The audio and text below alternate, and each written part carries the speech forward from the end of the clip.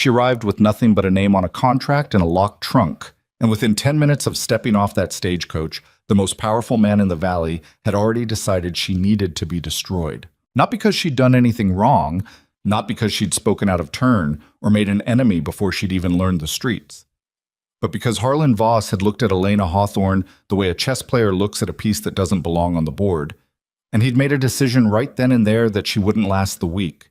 He was almost right. Almost. If you've ever been dismissed before you even opened your mouth, if you've ever watched someone decide your worth before they knew your name, then this story belongs to you. Stay with me until the end.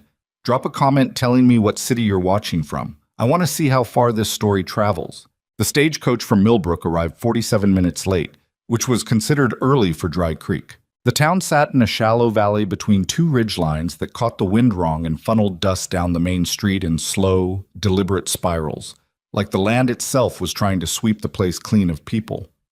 It was the kind of town that had been almost prosperous twice in its history, once when the silver rumors came through, and once when the railroad scouting party stopped for 3 days before moving their planned route 14 miles north. Both times, Dry Creek had leaned forward like a dog expecting a treat, and both times it had been left with nothing but the memory of possibility. The buildings along Main Street were a mix of ambition and surrender. A proper mercantile with glass windows sat next to a feed store with a roof that sagged in the middle like a tired man's shoulders. The hotel had 2 stories and a sign that had once read Silver Star Inn, but now just said Ilver Tar Inn, because the S and the S had fallen off in the same windstorm 3 years back, and nobody had gotten around to replacing them. The saloon, naturally, was in the best repair of any structure in town. It always was. 12 people were on the main street when the stagecoach rolled in. By the time the driver had set the brake and the dust had settled, there were 30. Word traveled fast in small towns. Word about a mail-order bride traveled faster. Elena Hawthorne stepped down from the coach with her left hand gripping the doorframe and her right hand holding the hem of her skirt above the mud that had collected at the base of the step.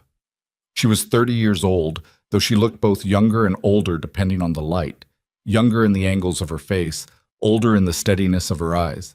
She was not beautiful in the way that made men stop walking, but she was the kind of woman that made them look twice after they'd already looked away, because there was something in how she held herself that didn't quite match the circumstances. She wore a gray traveling dress that had been respectable once, maybe 2 seasons ago.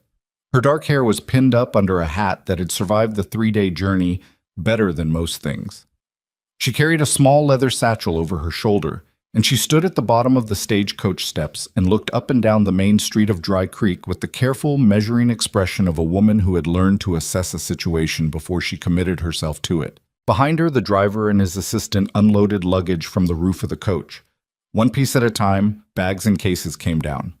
When they reached Elena's trunk, a large weathered thing reinforced at the corners with iron brackets, it took both men to lower it. That was when Harlan Voss made his entrance. He didn't walk down the street like other men. He moved through it the way a current moves through water, and the people around him adjusted without quite realizing they were doing it. He was 52 years old, broad through the shoulders, and dressed in the manner of a man who wanted you to know he could afford better than you. His suit was black wool in a town where most men wore canvas and denim. His boots were polished. His hat was new. He wore a gold watch chain across his vest that caught the afternoon light and held it. He had 3 men with him, which was also his way. Harlan Voss was never alone in public, not because he was afraid, but because a man with 3 people always beside him didn't need to be. He stopped near the stagecoach, looked at Elena, looked at her trunk, and then said something that he probably hadn't planned, but that came out of him the way certain things come out of certain men, naturally, without effort, almost as a reflex. That's a lot of baggage for someone nobody sent for. He said it loud enough for the street to hear. That was intentional. Elena had been in the process of looking for a face she recognized. The face of Silas Granger, the rancher whose name was on the contract folded in her satchel. She turned toward Voss's voice, not because she was startled, but because it was aimed at her, and she had learned early in life that ignoring something aimed at you was rarely a strategy that worked. She looked at him. She didn't say anything yet. Voss gestured toward the trunk with a lazy wave of his hand. "What's in it? Let me guess." He looked at the men around him, inviting them to enjoy the moment. Hopes and disappointments. A few people laughed. Not everyone, but enough. The ones who laughed weren't laughing because they were cruel people. They laughed because Harlan Voss expected them to, and in Dry Creek, disappointing Harlan Voss had real consequences. The driver's assistant had tied a baggage tag to the trunk's handle during transit. Standard practice, a simple card with the passenger's details for identification. Voss stepped forward, reached down without asking anyone's permission, and flipped the tag over. He read it. Then he straightened up and looked at the crowd with an expression of theatrical amusement. "Worthless cargo," he announced. Elena felt the words before she understood them. There was a physical quality to public humiliation, a heat that started in the face and moved inward, like something being lit from the outside. She stepped toward the trunk. "That's my property," she said. Her voice was even, which cost her something. "It's also a fire hazard," Voss said, still performing for the crowd. "Old wood, worn straps. Whatever's in there, darlin', I hope it's not anything you're planning to use." He looked at the crowd again. "Boys, what do you call cargo that's not worth the freight?" "Worthless cargo," someone called out, a drunk voice from the direction of the saloon porch. But others picked it up, some laughing, some just repeating it because it was easier than standing in silence. Elena put her hand on the trunk's iron handle and straightened. She was aware of every eye on the street. She was aware of the heat in her face. She was aware that the contract in her satchel had brought her here to meet a man she'd never seen, to a town that had already decided what she was, and that whatever she did in the next 30 seconds would be what these people remembered about her for as long as she stayed. She looked at Harlan Voss directly. "I don't know who you are," she said, "but I know what you're doing." Voss smiled. It was the smile of a man who had never been told no by anyone in the valley and had therefore never learned what no looked like coming. "Just making conversation, sweetheart." "You're making an audience," Elena said. "There's a difference." The smile stayed, but something behind it shifted. Just slightly. Just enough for one person who was watching carefully to notice. That person was standing at the far edge of the small crowd, near the post that held up the feed store's narrow awning. He'd been there since before the stagecoach arrived.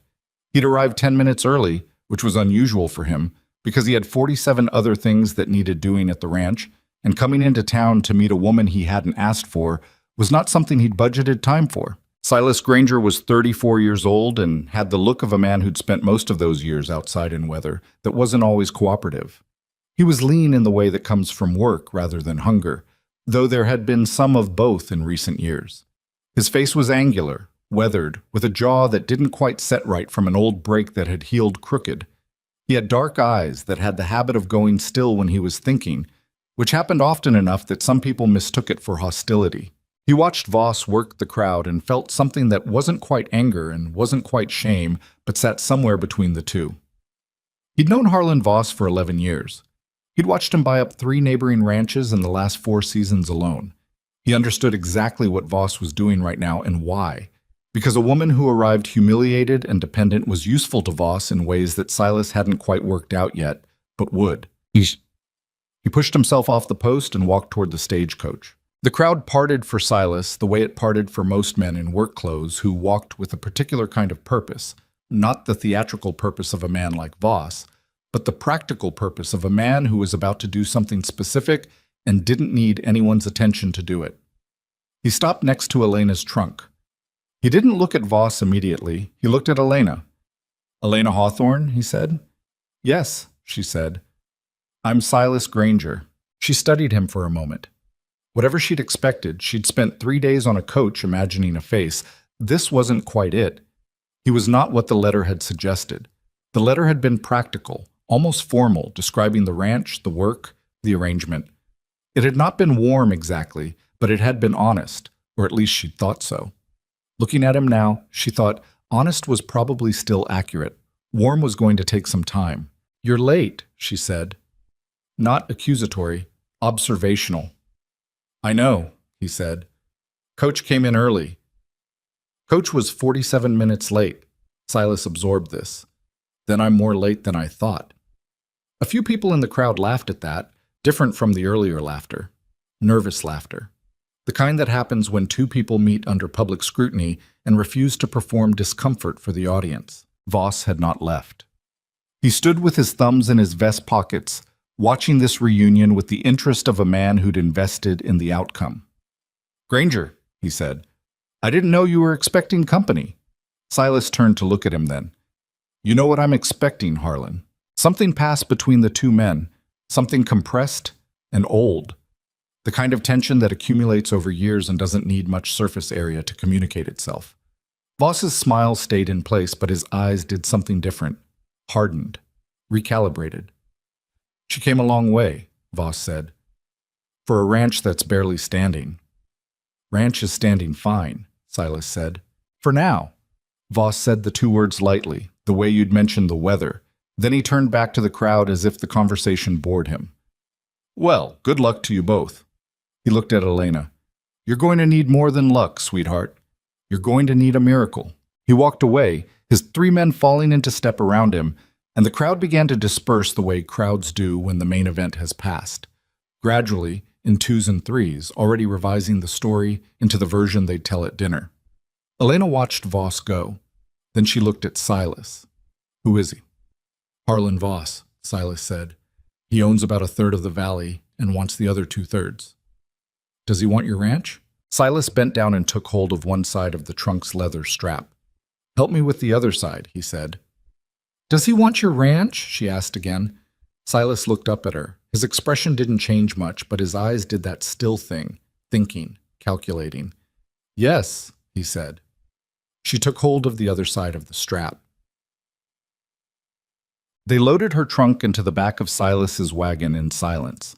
His horse, a large, patient bay named Luther, who communicated his feelings mostly through the angle of his ears, stood tied to the post outside the mercantile, indifferent to the recent drama. Silas climbed onto the wagon seat. Elena stood beside the wagon and didn't climb up. He looked down at her. "You coming?" he said. "I want to understand the arrangement first," she said, "before I go anywhere." He had the brief expression of a man who'd expected this to be simpler than it was turning out to be. Then it passed. "All right. The contract says a 6-month trial period," Elena said, "during which time I have full right of refusal and can return to Millbrook with my transportation provided." "That's what it says." "I want to know if that's what you actually intend, or if that was just language your solicitor put in to make it look equitable." Silas looked at her for a moment. "You always talk like this to people you just met?"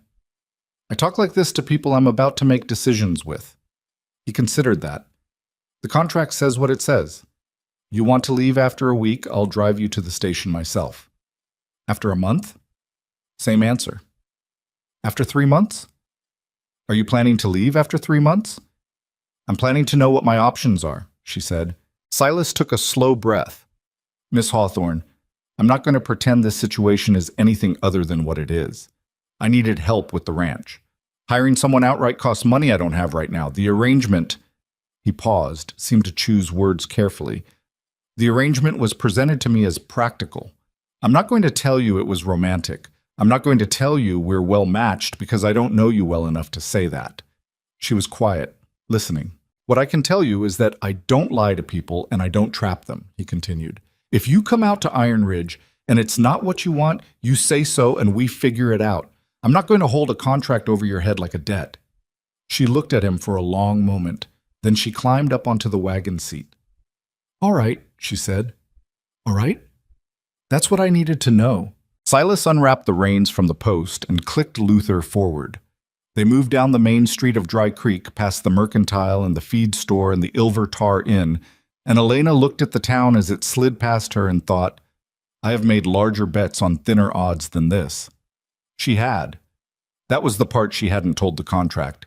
The road from Dry Creek to Iron Ridge Ranch was 9 miles of terrain that started out merely difficult and then got more interesting. For the first 4 miles, it was a proper wagon track, rutted but manageable. Then the track climbed a low ridge and descended into the valley where Iron Ridge sat, and on that descent the road became something that called itself a road out of habit more than accuracy. Silas handled it automatically, making small adjustments with the reins that looked like nothing from the outside, but were actually continuous negotiation with the horse and the terrain. Elena held on to the wagon seat with one hand and watched the country open up around them. It was not what she'd expected. She'd grown up in cities, or what passed for cities this far west, places with enough population to have a newspaper and two competing churches. She'd read the letters describing Iron Ridge and formed a mental picture that was more or less accurate in its details, but had missed the larger quality of the landscape. The way the ridgelines came down to the valley like arms holding something. The color of the grass in late afternoon, not green exactly, more of a silver green that moved in the wind like something living. The smell of it, dry and sharp, with underneath it the smell of water from somewhere. "How much land?" she asked. 412 acres, Silas said. 300 usable. The rest is ridge and rocky ground. Cattle? 218 head. Should be more, but we lost 30 in the fever that came through in March. What kind of fever? He glanced at her sideways. Bovine respiratory disease. Took out a lot of ranches that season. He paused. Not quick enough in our response. Who's your foreman? Man named Cutter. Dob Cutter. Been with the ranch 12 years. How many hands? 7. 6 after sunset tonight. Archie Beam is leaving at end of week. Found work with better wages. Elena heard the weight in that last sentence. She didn't comment on it directly. Grazing rotation? Silas glanced at her again. Longer this time. We rotate the pastures, he said, with the careful tone of a man who suspects he's about to be corrected. Seasonally? Yes. How many pastures to how many sections? A pause. 2 main pastures. We move between them. Elena said nothing. She looked out at the valley. What? Silas said. I didn't say anything. You made a face. I didn't make a face. You made a face, he said, with the certainty of a man who'd noticed it, even if he couldn't describe it. She turned to look at him. 2 pastures and 218 cattle is a faster path to degraded land than most people plan on. He was quiet. I'm not criticizing, she said. I'm telling you what I know. Where'd you learn about grazing rotation? My uncle ran 400 acres in Kansas for 11 years, she said. I spent 3 of those years helping him run it before he sold out. Not because he wanted to, because the land gave out. 2 pastures worked for us before. 2 pastures worked for you before you had as many cattle, or before the drought 2 seasons back? She watched his expression. Or both. He was quiet for a long time. The wagon descended the last section of the road, and the valley opened up below them. And there, sitting against the far ridge, with the long afternoon shadow falling across its eastern side, was Iron Ridge Ranch. It was not what Elena had imagined, because she had imagined something in worse shape. The main house was solid, timber frame, 2 stories, in need of paint but structurally intact. The barn was large and looked maintained. There were 2 outbuildings she couldn't identify from this distance, and a bunkhouse that showed lamplight in its one visible window. The fences she could see from the road were upright mostly. The cattle in the near pasture were... She stopped. She looked at the cattle in the near pasture. Those animals look thin, she said. Silas said nothing for a moment. We're working on it. How many have you lost since March? 9 more. Not to fever, to... He stopped. Seemed to calculate what to admit. Weakness. Poor grazing. We're having trouble keeping weight on some of them. What does your veterinary man say? We don't have a regular veterinary man. Closest one is 30 miles out, in Callahan. We bring him out when it's critical. And you don't think 9 head lost to weakness is critical? I think, Silas said carefully, that we do what we can with what we've got. He said it without defensiveness, which was what stopped her from pushing further. It was not the statement of a man who didn't care. It was the statement of a man who was aware of every inadequacy and was not under any illusion about them. They rode the last half-mile to the ranch house in silence. Dob Cutter was standing by the barn when the wagon came in, and he had the look of a man who had been standing there for a while and intended to make that fact visible. He was 50 years old and built like something that had been carved and then left out in the weather for 2 decades. His face was creased in ways that suggested a lot of squinting into sun, and his eyes, gray, sharp, containing an opinion about most things, went to Elena immediately and stayed there with an expression that was not hostile exactly, but was not welcoming either. It was the expression of a man who had been with a ranch for 12 years and had watched it change under him and had learned to mistrust change because change had mostly not been kind. He didn't say anything when the wagon stopped, just stood with his arms crossed and looked. Silas climbed down first. "Elena Hawthorne, this is Dob Cutter, foreman." Elena climbed down from the wagon. She didn't wait for help, which Cutter noticed, and extended her hand. "Mr. Cutter?" He shook it briefly. "Miss." Then to Silas, "That back fence by the north corner came down again." "Same post?" "Same post." Silas made a sound that suggested this was an ongoing conversation about a recurring problem. "I'll have a look tomorrow." "Should have had a look last week," Cutter said. He wasn't saying it to be difficult. He was saying it because it was true. "I know," Silas said. He turned back to Elena. "I'll show you the house." Cutter's gaze followed them across the yard. Elena could feel it between her shoulder blades. Not dangerous, just evaluating. The house was, inside, more livable than its exterior suggested.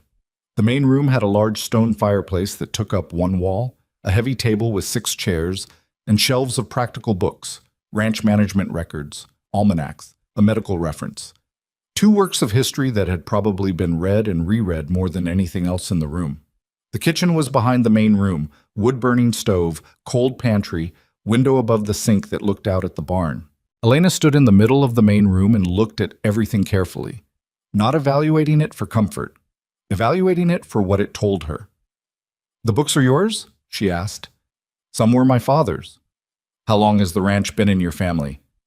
19 years. My father built the house. I've been running it since I was 22. "Since he passed?" A small pause. "Since he got sick. He lived another 4 years. Watched me run it into the ground, and then watched me pull it back." He said this without self-pity, the way you say something that is simply true. "Then he died. And I thought we were in a better position, and then the drought came." Elena looked at the shelves, then at the fireplace, then at the window. "The position I was told about in the correspondence," she said. "The financial position. How accurate was it?" Silas was quiet for a beat. "Which version of the correspondence?" She looked at him. "What does that mean?" "It means there were 2 versions," he said. He sat down in one of the chairs at the table, not performing casualness, but genuinely tired in a way that had been going on for some time. "The one that went out to the agency in Millbrook was," he rubbed the back of his neck, "optimistic. Optimistic. The ranch's actual debt position is larger than what was represented." Elena felt something cool move through her. Not quite betrayal. She hadn't known him long enough for betrayal, but the particular coldness of having been given incomplete information for an important decision. "How much larger?" she said. He told her the number. She sat down across from him. "That's not optimistic," she said. "That's a different thing entirely." "I know." "Who wrote the correspondence?" "A man named Garrett Soules. He handles my financial accounts in town." He looked at the table. "He's also Voss's accountant." The silence that followed this had weight to it. "You didn't know that when you hired him," Elena said. "I knew it by the time the letters went out," Silas said. "And I—" He stopped. "I told myself it didn't matter, that the accounting was the accounting and there was no reason for him to misrepresent anything. And now I'm sitting across from a woman who traveled 3 days and made a major decision based on information that wasn't accurate." He met her eyes. "And that's not right. Whatever else is going on, that's not right. If you want to leave in the morning, I'll take you to the station." Elena looked at him for a long time. Then she said, "Show me the cattle records." He blinked. "What?" "The cattle records. Weights, losses, dates, feed costs. Show me what you have." "I just told you the ranch is in worse shape than you were led to believe." "I heard you." She looked at him steadily. "Show me the records." He looked at her for a moment with the expression of a man who didn't know exactly what was happening, but suspected it was something he hadn't planned for. He got up and went to the shelves and brought back 3 leather ledgers. They sat at the table for 2 hours. Silas brought out the ledgers and a lamp as the evening came in, and Elena went through the records with a focus that made him simultaneously uncomfortable and oddly reassured. She asked questions, specific, practical questions, and he answered them. And occasionally she made small notations in the margin of her own notebook which she'd pulled from her satchel. From outside came the sounds of the ranch settling into evening, the low scattered sounds of cattle, the closing of the barn door, boots on the bunkhouse steps. Once, Cutter knocked and opened the front door enough to say, "Horses are in," and then looked at Elena at the table and at the ledgers spread between them and closed the door again without comment. Around 9 o'clock, Elena sat back and rubbed her eyes. "Three problems," she said. Silas, who had been watching her work with the attentiveness of a man who didn't know whether to feel hopeful or defensive, said, "Three. The grazing rotation is the first. You're running the same pastures and the same pattern, and the land isn't recovering fast enough between cycles. That's part of why the cattle are losing weight. What's the second? Your weakest animals aren't receiving supplemental nutrition. I can see it in the weights. Every animal under 400 pounds is in the same decline curve. That's not drought, and it's not disease. That's inadequate supplemental care for the vulnerable stock. And the third?" She looked at him. "The third is Garrett Souls." He was quiet. "I don't know yet what Souls is doing or exactly how Voss is involved," she said, "but the misrepresentation in the correspondence isn't a mistake. Mistakes go both ways. This one went only in the direction that made you look more financially stable and me more likely to come here with fewer preconditions. Why would Voss want you here with fewer preconditions?" "I don't know yet," she said, "but he went out of his way to make a scene when I arrived. Men like that don't do things without reasons." Silas looked at her. She was tired. The 3-day journey was still on her, visible in the set of her shoulders, but her eyes were sharp and clear. He thought about what she'd just done for 2 hours, sat with the ledgers of a failing ranch belonging to a man she'd just met and worked through them like they were hers. "Why are you still here?" he asked. It came out more honestly than he'd intended. She looked at him. Then she looked at the ledgers. "Because I'm good at this," she said simply. Not proud about it, just factual. And because whoever engineered whatever is happening here was counting on me to not be. She stood and closed her notebook. "I'll need my trunk brought in. And tomorrow morning I want to walk the pastures before the hands are out. I want to see the land when it's quiet." Silas stood. "All right, one more thing," she said. "What?" "That tag Voss read off my trunk today," she said. "The one he said read worthless cargo." "I didn't see what it said." "It said Elena Hawthorne, Millbrook to Dry Creek, Iron Ridge Ranch." She looked at him directly. "Voss made up the rest. He wanted the crowd to hear a particular thing. I want you to know that because sooner or later someone is going to repeat that story, and I want at least one person in this town to know what actually happened." Silas looked at her for a long moment.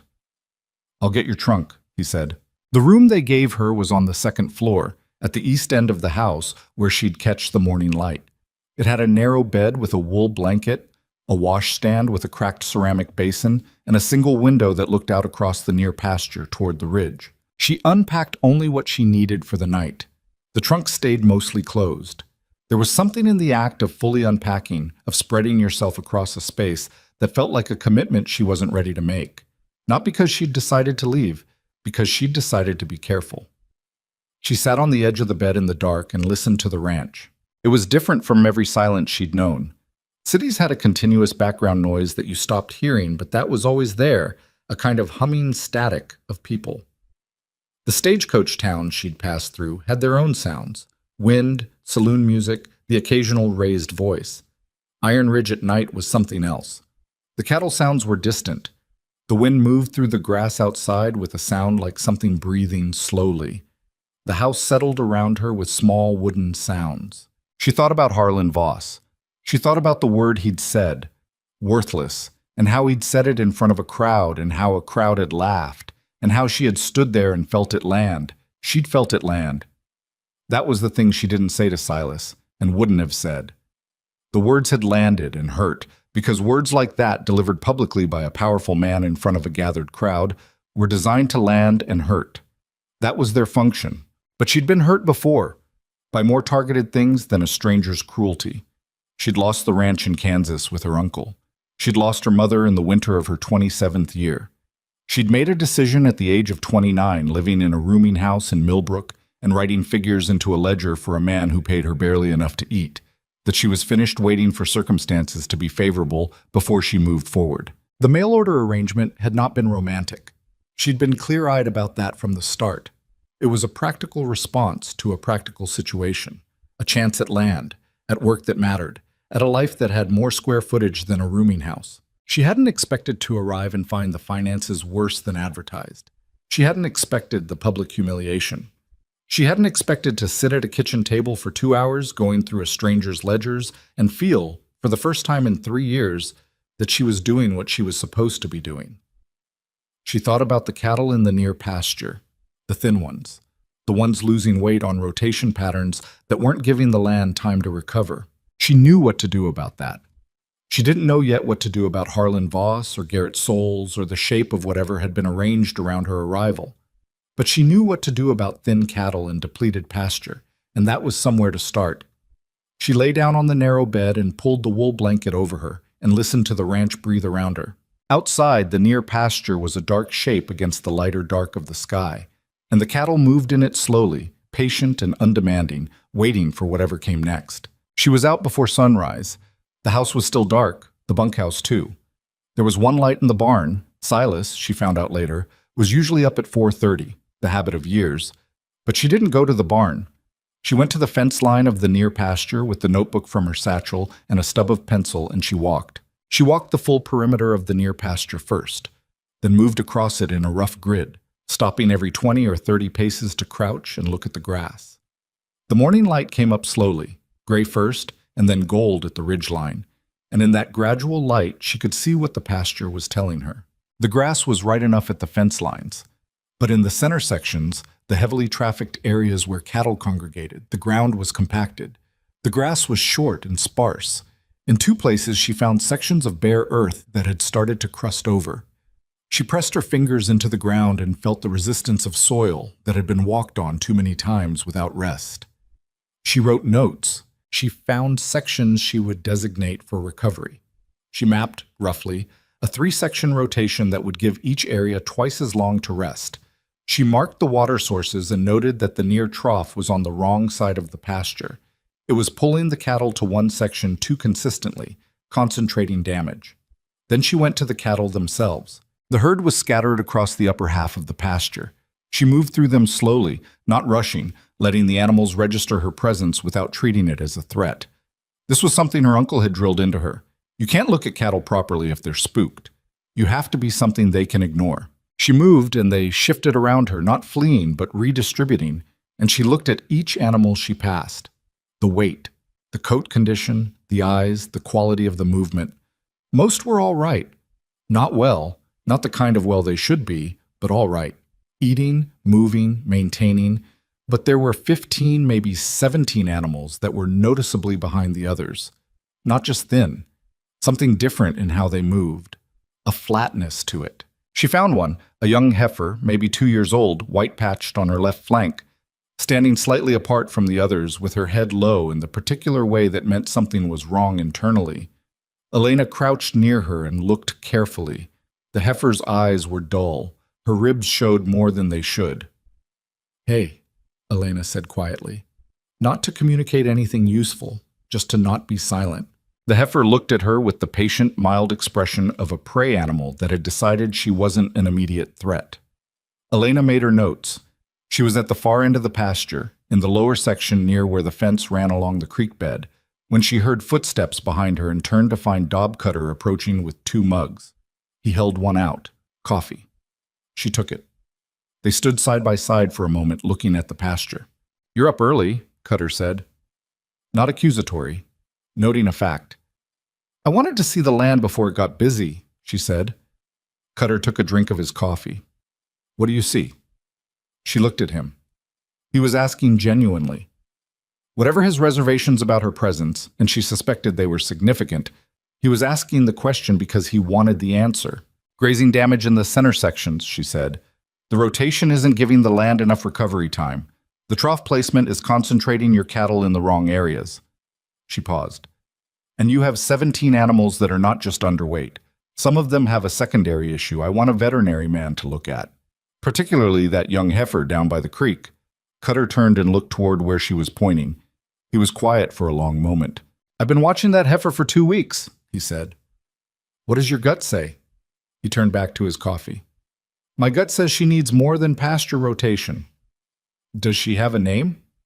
He glanced at her. The question surprised him. "No." We don't name them. It gets complicated when—" He stopped. "When you have to make hard decisions," Elena finished. "Yeah." She looked at the heifer at the far end of the pasture, head still low, standing apart. "I know," she said, "but I'm going to call her something anyway, just between us." Cutter looked at her with an expression that wasn't hostility anymore and wasn't quite warmth, something in between that had the quality of a man revising a first impression under duress. "Suit yourself," he said. "I'm going to call her Margaret," Elena said. Cutter made a sound that might have been the beginning of a laugh. "Margaret? She looks like a Margaret." He drank his coffee. "I suppose she does." They stood in the pasture in the early morning light, and the ranch moved around them. The sound of the barn opening, the first voices from the bunkhouse, Luther the horse making his morning noise, and Elena looked at the land and thought about what it needed, and thought about what she needed, and thought that these two things were, perhaps, not as different as she'd expected. Behind them, at the edge of the pasture fence, something lay on the ground that she hadn't noticed in the early light. She walked back toward it and looked down. It was a fence post, one of the interior guideposts that had been pulled clean out of the ground and laid to one side. It hadn't fallen. You could see from the base of it that it had been levered out deliberately. She looked at it for a long time. Then she looked at the fence line and found, 20 feet down, another one. "Mr. Cutter," she said. He walked over, looked down at the post, then at the fence line. "That's not weathering," he said. His voice had changed, gone flat in a different way. "No," she said, "it's not." They looked at each other. "How long has Voss been at this?" she asked. Cutter took a slow breath. "Long enough," he said. "We just haven't been able to prove it." She looked back at the fence posts, then at the pasture, then at the heifer named Margaret standing at the far edge with her head low. "All right," she said. She pulled out her notebook and wrote down the location of the posts, the condition of the ground around them, the date and time. Evidence was evidence. You started collecting it before you knew exactly what you'd need it for. She'd learned that in Kansas, too. The sun was fully up now, burning off the morning gray. Somewhere across the ridge, 9 miles away, Dry Creek was waking up, and in a well-maintained office on the second floor of the only properly painted building on Main Street, Harlan Voss was reading a letter, and the expression on his face as he read was not the theatrical cruelty he'd performed for the crowd, but something quieter and more deliberate, something that looked very much like a plan proceeding on schedule. He had expected the woman to be confused, dependent, grateful for whatever small dignities she was shown. He had not expected her to be in the pasture at 5:30 in the morning with a notebook. He would need to move faster than he'd planned. The fence posts were the beginning, not the beginning of Voss's campaign. That had started long before Elena Hawthorne stepped off a stagecoach in Dry Creek, but the beginning of her understanding of it. She photographed the damage in the only way available to her. She drew it, precisely, in her notebook, annotating measurements and angles with the same care she'd used on the pasture assessment.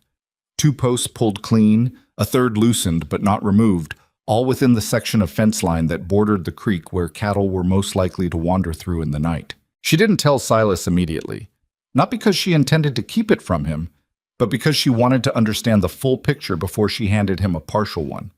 Partial pictures led to partial responses, and partial responses to a man like Voss were worse than no response at all. Cutter was watching her when she straightened up from her last notation. "You're not going to tell him," he said. It wasn't accusatory. He was reading her. "I'm going to tell him," she said, "when I have more than 2 fence posts." Cutter thought about that. Then he nodded, once, with the economy of a man who didn't waste movement. "There'll be more." "I know." He picked up his coffee mug from the fence post where he'd set it and turned back toward the barn. After 3 steps, he stopped. "The heifer you named, Margaret." He didn't turn around. "I've been putting out extra feed for her for 10 days. It's not taking." Elena looked toward the far end of the pasture. The heifer was still in the same position. "I'll look at her more carefully this morning." "What do you know about sick cattle?" "Enough," she said. "My uncle lost 2 seasons of calves to respiratory infection before we figured out the pattern. After that, I learned to look for things before they became patterns." Cutter turned around at that. He looked at her with the gray, sharp eyes that didn't give much away, but were always collecting. "Most women who come to ranches out here know how to cook and sew." I can cook, Elena said. I can also sew, but that's not what you need most right now. He made the sound again, the one that might have been the beginning of a laugh. He walked to the barn without finishing it. The morning went hard and fast, the way mornings on working ranches always did. They didn't ease you into the day, they dropped you into it. By 6 o'clock, all 7 hands were moving, and Elena moved with them, not directing, but watching, placing herself where she could see the work without being in the way of it. She'd learned this from her uncle, too. You didn't earn the right to change a system by announcing you were changing it. You earned it by knowing the system better than anyone else in the room. The hands noticed her. Most of them said nothing directly. A young man named Poke, who couldn't have been more than 19 and had the open face of someone who hadn't yet learned to hide what he was thinking, watched her from the corner of the barn for a full 10 minutes before his curiosity outweighed his caution. "You know about cattle," he said. "Some," she said. "Cutter says you were looking at the pasture this morning, before anyone was up." "I was." Poke seemed to consider whether he had permission for his next question. "What did you think?" She looked at him. He was asking earnestly, not testing her, not trying to catch her in something, actually curious. "I think the land is tired," she said, "and I think we can fix it." "Cutter's been trying to fix it for 2 years," he said. Then he heard how that sounded, and his face went slightly red. "I didn't mean, you meant that things have been hard for a while," she said.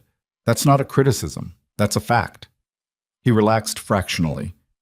"It's been hard," he confirmed. She looked out at the pasture. "What do you notice about where the cattle spend most of their time?" He turned and looked. She watched him look, watched the small adjustments in his expression as he actually thought about the question. "The middle section," he said slowly, "near the far trough." "Why there?" "Because—" He paused. "Because that's where the water is." "And where the water is, what happens to the grass?" She watched the connection form. His eyes moved from the trough to the compacted section of ground around it. "It gets walked down. And when the grass gets walked down in one section, the cattle have less to eat even though they keep going back." He said it like he was hearing it for the first time, which he probably was. That's why they're losing weight." "Part of why?" she said. "We'll move the trough and rotate differently. It'll take time, but it'll work." Poke looked at her for a moment. He had the expression of someone recalibrating. "Did Cutter say you could move the trough?" "Not yet," she said. "I'm going to ask him." She asked Cutter at 8 o'clock when he came back from checking the north fence line. She put it as a question, not a directive, and she explained the reasoning clearly without making it sound like a lecture. Cutter listened, standing with his arms crossed, his coffee mug dangling from 2 fingers. When she finished, he was quiet for a moment. "That trough's been in that spot for 6 years," he said. "I know. Moving it means new post anchors and extending the water line." "I know that too." He looked at her. "You know how to lay water line?" "I know how to help lay water line," she said carefully. "I'm better with the cattle assessment side." Another pause. "I'll think about it." She nodded and let it go. That was the other thing her uncle had taught her. You plant the idea and you let it work. You don't stand over it. By the time the hands broke for midday food, 2 of them had spoken to her voluntarily. By evening, 4. The ones who hadn't weren't hostile, they were waiting. She understood that. She was waiting too, in a different way. Silas she saw mostly at meals, which were brief and functional. He was not the kind of man who sat at table after the food was finished. There was always something else that needed doing, and the ranch had its own kind of gravity that kept pulling him back out into it. She noticed that he moved through his own property with a specific quality of awareness. He was always observing, always tracking, his eyes going to fence lines and cattle positions, and the quality of the light on the ridge even in the middle of conversations about other things. On the 3rd evening, she found him in the barn after supper, examining Luther's near foreleg with the focused expression of a man who had noticed something and wasn't sure yet what it was. "What is it?" she asked. "Soft tissue swelling," he said, without looking up. "Not hot, just off." She crouched beside him and ran her fingers along the same area he was examining. Luther shifted slightly and then settled. The swelling was subtle. You'd have to know the leg well to notice it. "When did you first see it?" "Yesterday, maybe the day before." "Is he favoring it?" Slightly. In the morning. She sat back. Rest and monitoring, probably. Unless it worsens. She paused. You notice everything with him. Silas straightened and patted Luther's neck. He's gotten me out of bad situations twice. Least I can do is pay attention. She stood. In the yellow lamplight of the barn, the two of them stood on opposite sides of a large patient horse, and the barn smelled of hay and leather and the particular warm animal smell that Elena had grown up with in Kansas and had missed in the years since more than she'd admitted to herself. I found 2 fence posts pulled out by the creek, she said. Silas went very still. And a third that was worked loose but not pulled, she said, all in the same section. The section where cattle would be most likely to drift through at night. He was quiet for a long moment, not shocked, more like a man who'd been expecting a particular piece of news and was now recalibrating the timeline. When? First morning, she said. I've been watching that section. There's been nothing since, but I think that's because whoever did it knows we found it. Who else knows? Cutter. Silas nodded slowly. His jaw tightened in a way that was becoming familiar to her, the physical tell of a man keeping something controlled that wanted to be less controlled. This has happened before? She asked. Twice in 6 months, he said. Once on the East Line, once near the road. I couldn't prove anything either time. Did you try? He looked at her. What do you mean, did I try? Did you document it? Write down what you found, where, when? Describe the condition of the posts?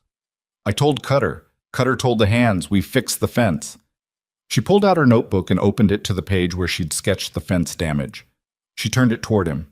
He took it and looked at the precise drawings, the annotations, the measurements. He was quiet for a moment in a different way than before.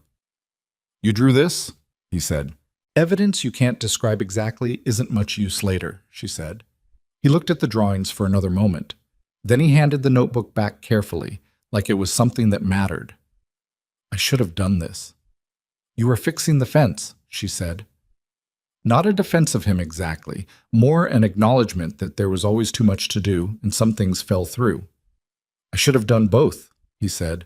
He turned back to Luther and checked the swelling one more time, and she could see him organizing things in his mind, the fence post, the documentation, the pattern of small aggressions that he'd been experiencing as isolated problems and was perhaps now beginning to see as a coordinated campaign.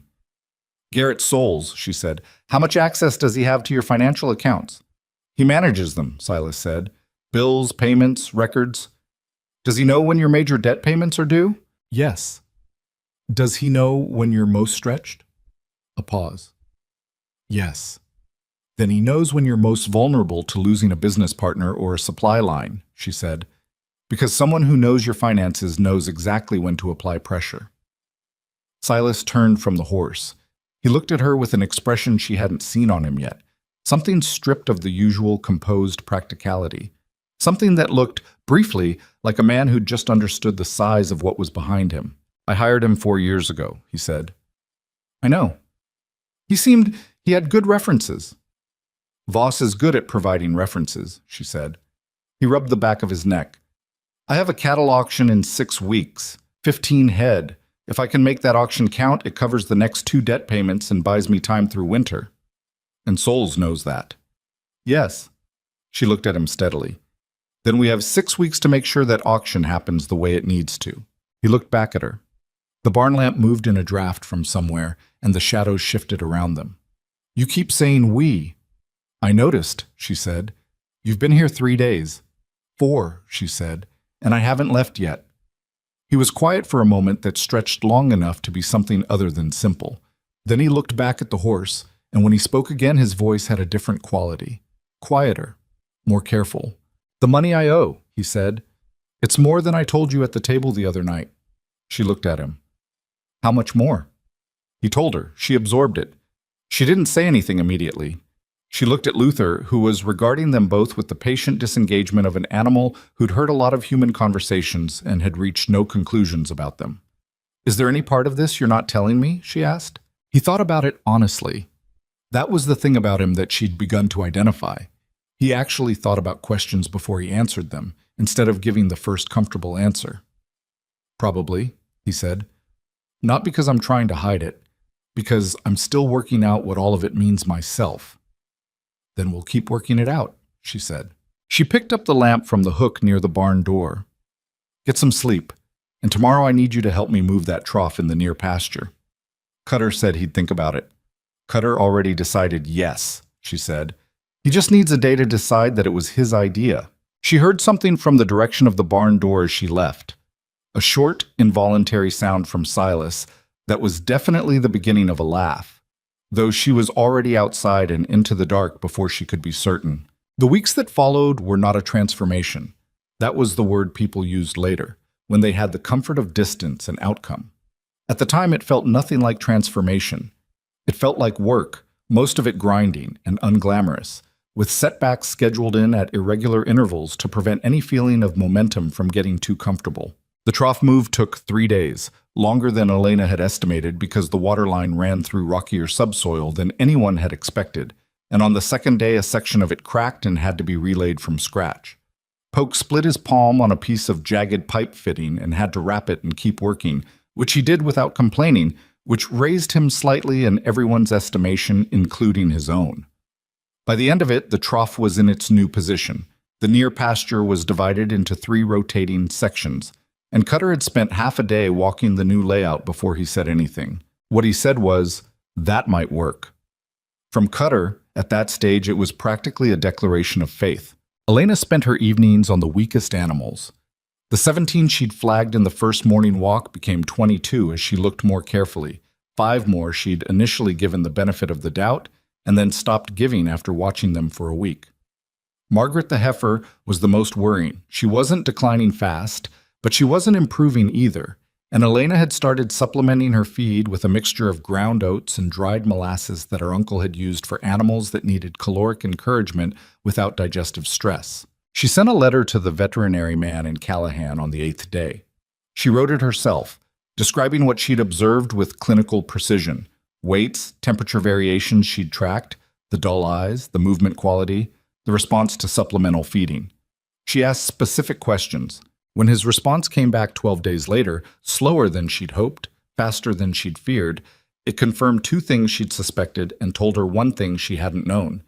He named a treatment for Margaret specifically and told her what she needed and where to get it. The problem was that where to get it was Harding's Supply on Main Street in Dry Creek. She asked Silas about it at breakfast. "Harding's," he said, in a tone that told her before he said anything else. "What?" "Harding's Supply has been Voss's since February," he said. "He bought out old Walt Harding when Walt's wife got sick and they needed money fast. Voss gave him fair price, and everyone thought that was decent of him until..." He stopped. "Until you realized what he was buying along with the supply store," she said. "He's got 3 supply businesses in the valley now. If you're a rancher and you need anything beyond what you can grow or make yourself, you go through Voss." Elena sat with that for a moment. Her coffee went from hot to merely warm while she thought. "Is there anyone in Callahan?" "Callahan's 30 miles, adds cost.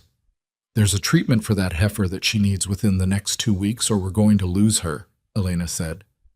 "And if there's an infection developing in the herd at the level I think there might be, we need the supplies to address it before it spreads." She looked at Silas. "Can we go around Voss on this?" "I can try the co-op in Millvane," he said. "It's run by the Hennessy brothers. They don't love Voss either, but they're small. If Voss leans on them, try them first," she said, "and try Callahan as a backup. We need to know our options before we need them urgently." He nodded. Then he looked at his coffee cup. "You've been here 2 weeks," he said. "I know. You're already running the supply chain." "Someone has to," she said. "You're running the ranch." He looked up at her. "I'm supposed to be running both." "You can't do everything," she said, not unkindly, "and this is what I'm good at." He was quiet. There was something in his expression she was learning to read. The look he got when he was accepting something that went against how he'd imagined things should work. He had a specific notion of what it meant to be responsible for his own land and his own problems, and that notion involved doing it himself. Accepting help, particularly from a woman who'd been in his house for 2 weeks, didn't come easily or without some kind of internal negotiation. "I appreciate it," he said finally. "I want to say that clearly. What you've been doing, I appreciate it." She looked at him. The words had cost him something to say, and they were real words, not social currency. I know you do, she said. That was the week Voss made his next move, though they didn't know it was his immediately.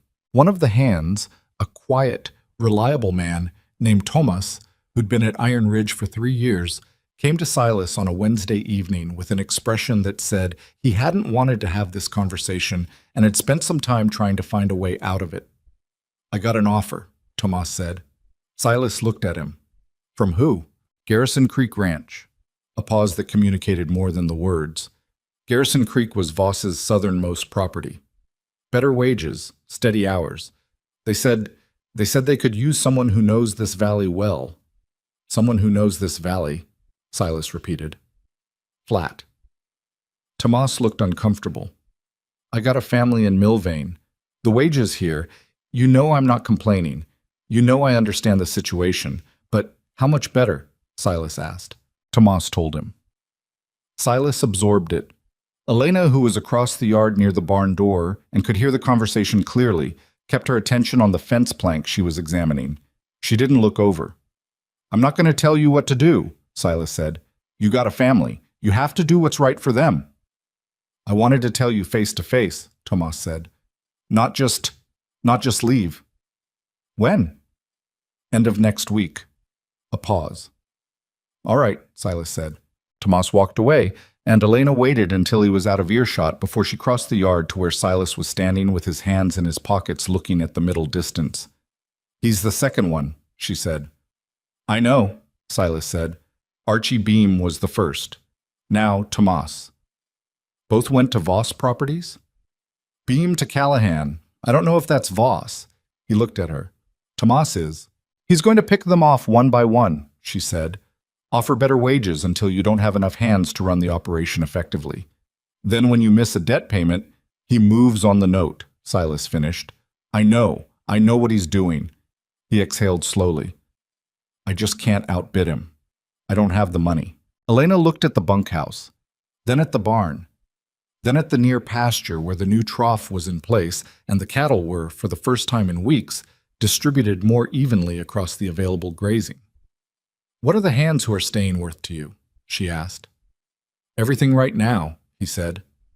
Then we need to give them something that wages don't, she said. Something Voss can't match with money. Silas looked at her. What does Voss not have that I do? She thought about it. She thought about Polk, who'd kept working with a split palm without being asked. She thought about Cutter, who'd walked the new pasture layout for half a day before admitting it might work. She thought about the way the hands talked about the ranch at meals, not with the language of men who were merely employed, but with the specific vocabulary of people who were invested. They know this land, she said. They chose to be here. Voss hires people because he can pay them. You have people who stayed when you couldn't. She paused. Tell them the truth. What truth? All of it, she said. Where the ranch is financially, what's being done to it and why. What the next 6 weeks look like, and what it'll mean if the auction goes the way it needs to. He looked skeptical. Most bosses don't share financial trouble with their hands. Most bosses don't have hands who've stayed through this much trouble, she said. They already know something's wrong.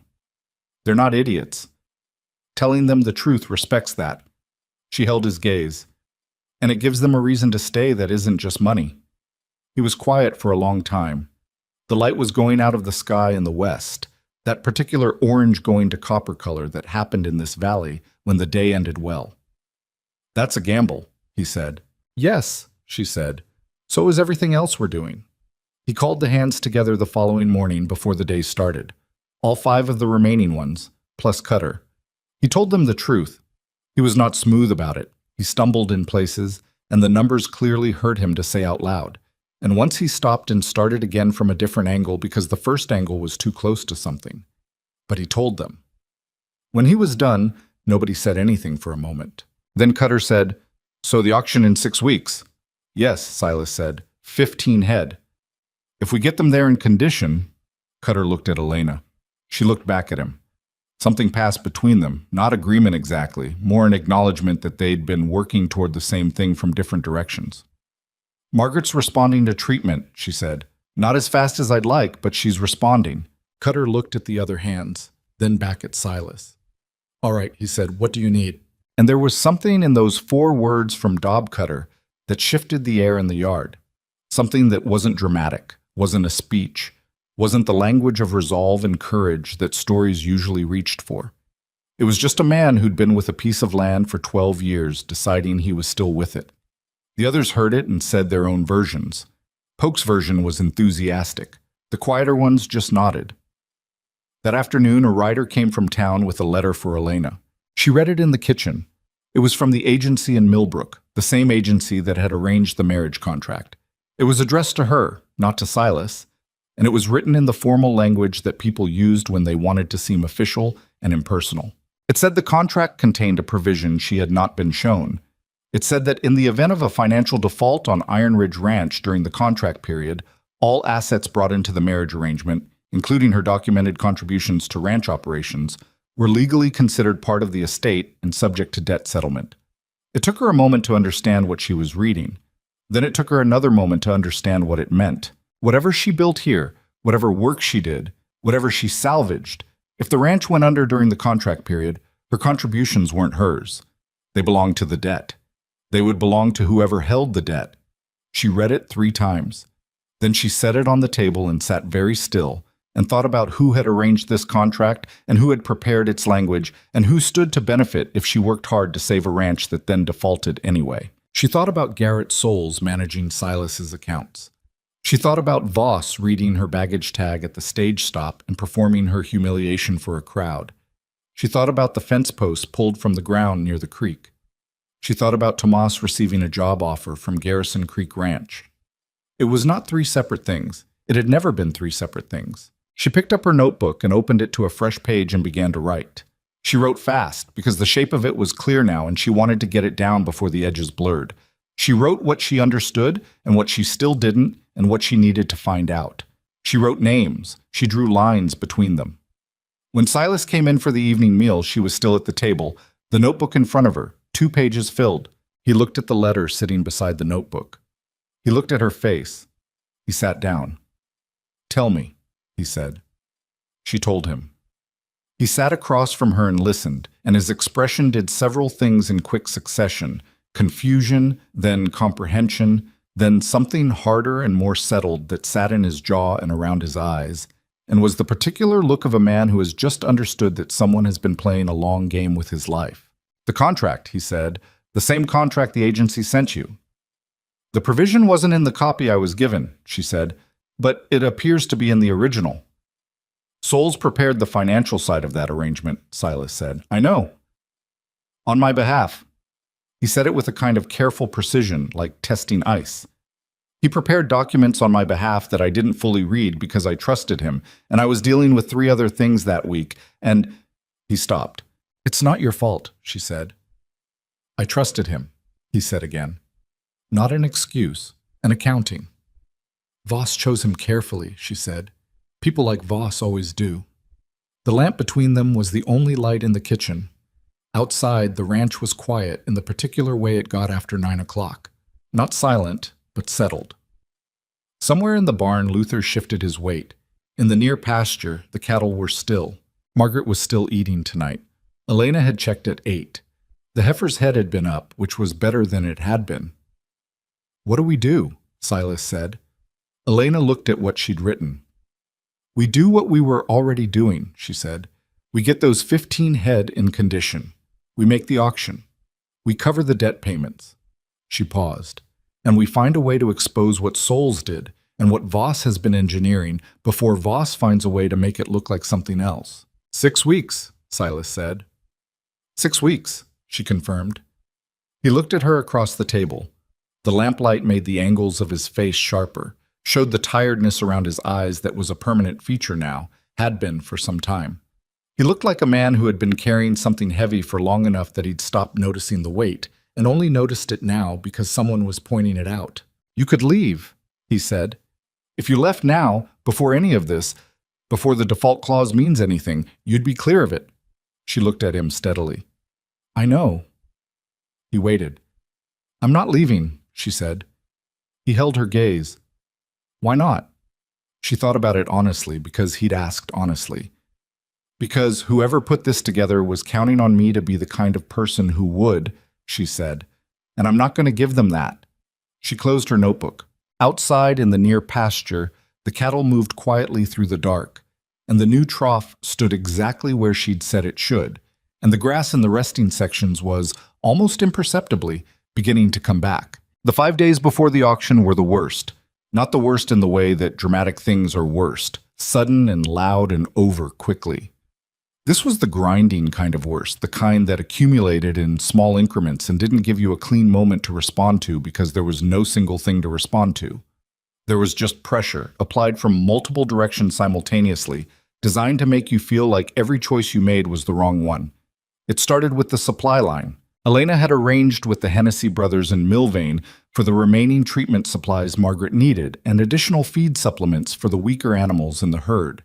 The arrangement had taken 2 weeks of careful correspondence and a personal visit she'd made with Silas on a Tuesday, 40 miles round trip, because some things couldn't be settled in letters. The Hennessy brothers, Tom and Carl, both in their 50s, both with the cautious faces of men who'd survived in business by being careful, had agreed. They weren't doing it out of charity. They'd had their own history with Voss, a boundary dispute 4 years back that had been settled legally but not emotionally, and they took a quiet satisfaction in being useful to someone Voss wanted to break. The supplies were supposed to arrive Thursday. Thursday came and went. Elena sent a message to Milvain Friday morning. The reply came back Saturday afternoon. Tom Hennessy's message was short and had the clipped quality of a man who was angry and trying to write around it. He said the wagon carrying the supplies had been stopped on the road between Milvain and Dry Creek by 2 men who identified themselves as Voss's land agents. The men had presented a document. Tom called it a document with the bitter emphasis of someone who didn't believe in the document's legitimacy, claiming a right-of-way dispute on the road section. The wagon had been held for 6 hours and then turned back. The supplies were still in Milvain. Elena read the message twice. Then she walked to the barn where Silas was working on the wagon axle and read it to him. He sat back on his heels and looked at the dirt floor of the barn for a long moment. Right-of-way dispute, he said. On the county road. There's no legitimate right-of-way dispute on the county road, she said. He's using paper to do what he can't do directly. We can challenge it. In 30 miles in 5 days, she said. By the time we could challenge it legally, the auction is over. He stood up. He had oil on his hands from the axle work, and he wiped them on a rag with the slow, deliberate motion of a man keeping himself controlled. Can the Hennessys bring the supplies around? South route through Garrison Valley? That adds 12 miles and crosses Garrison Creek Ranch's western boundary. He looked at her. Which Voss owns? Which Voss owns? She confirmed. The barn was quiet for a moment. Outside, Polk was moving cattle from the near pasture to the middle section. The third rotation, right on schedule.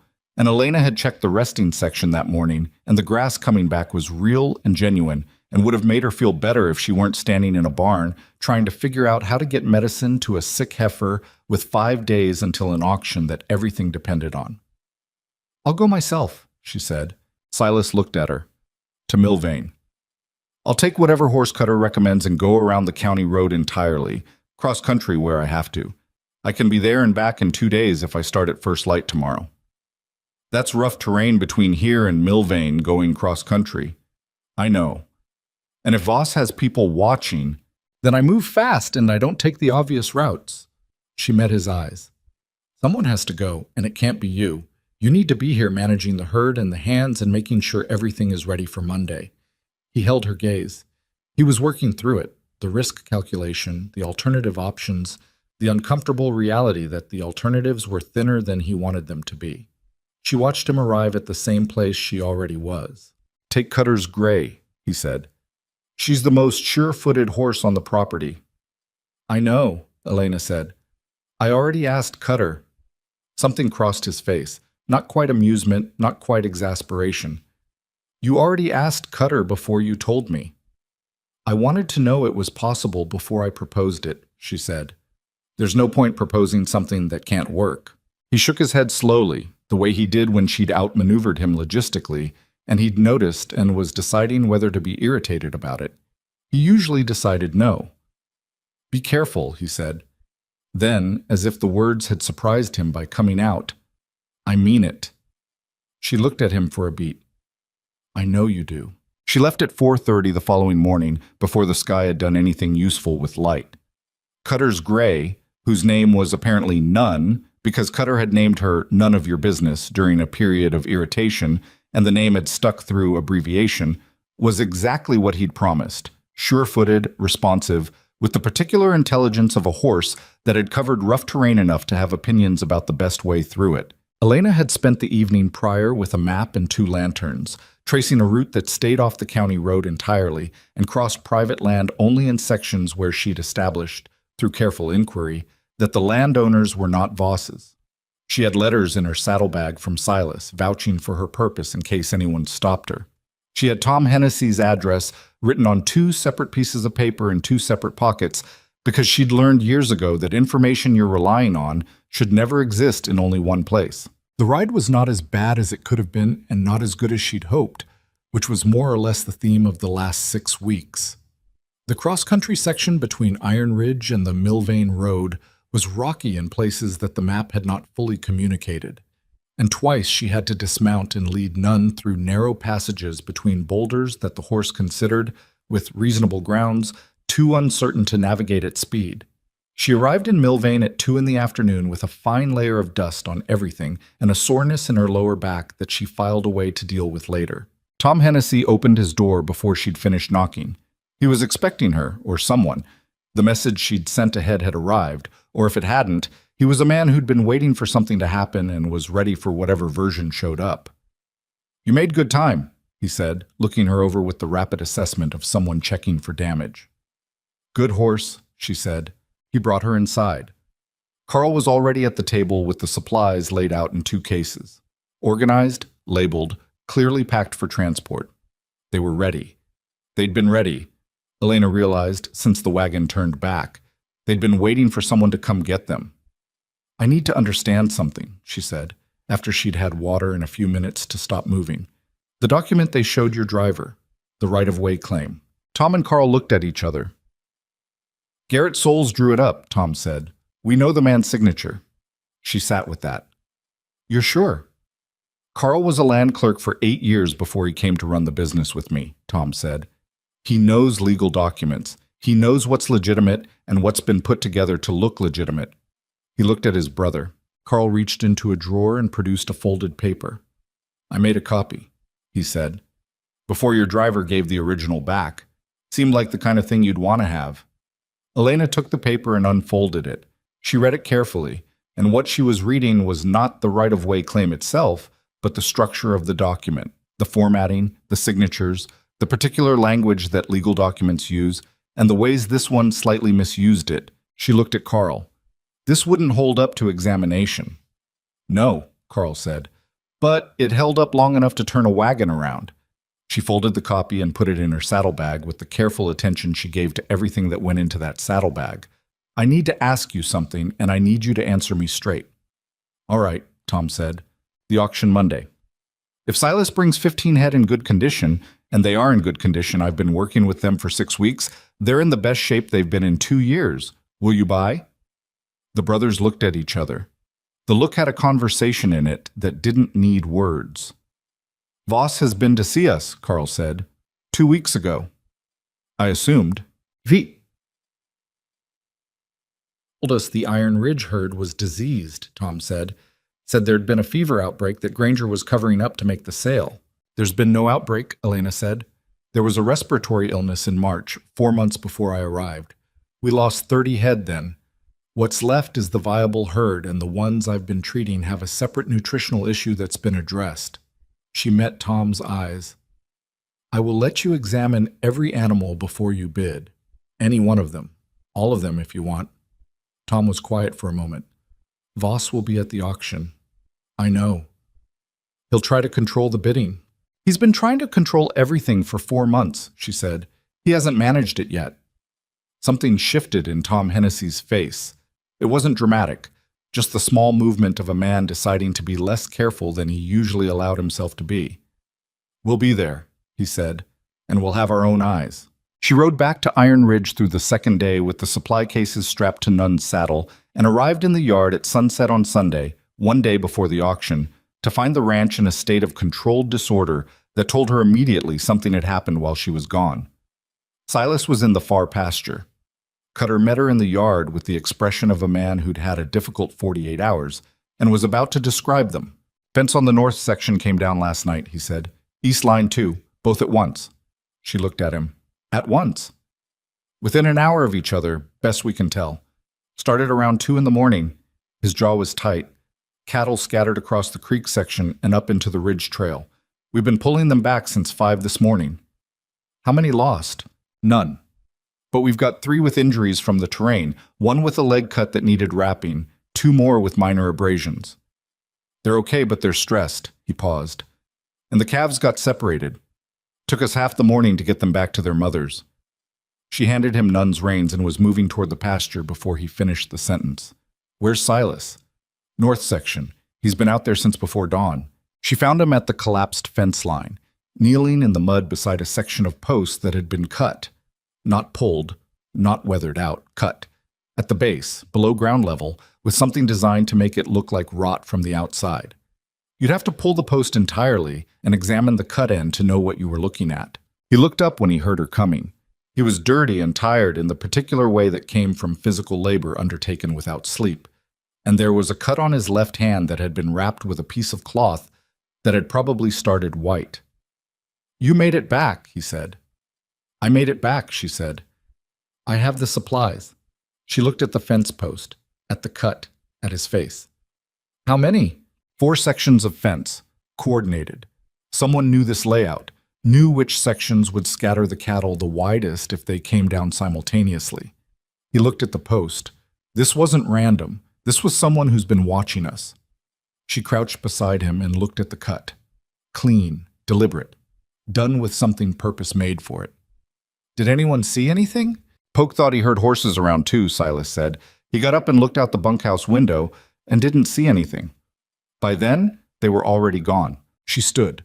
She looked across the north section. The cattle that had been recovered were still unsettled, moving in tight groups with the anxious energy of animals that had been frightened and hadn't fully let go of it.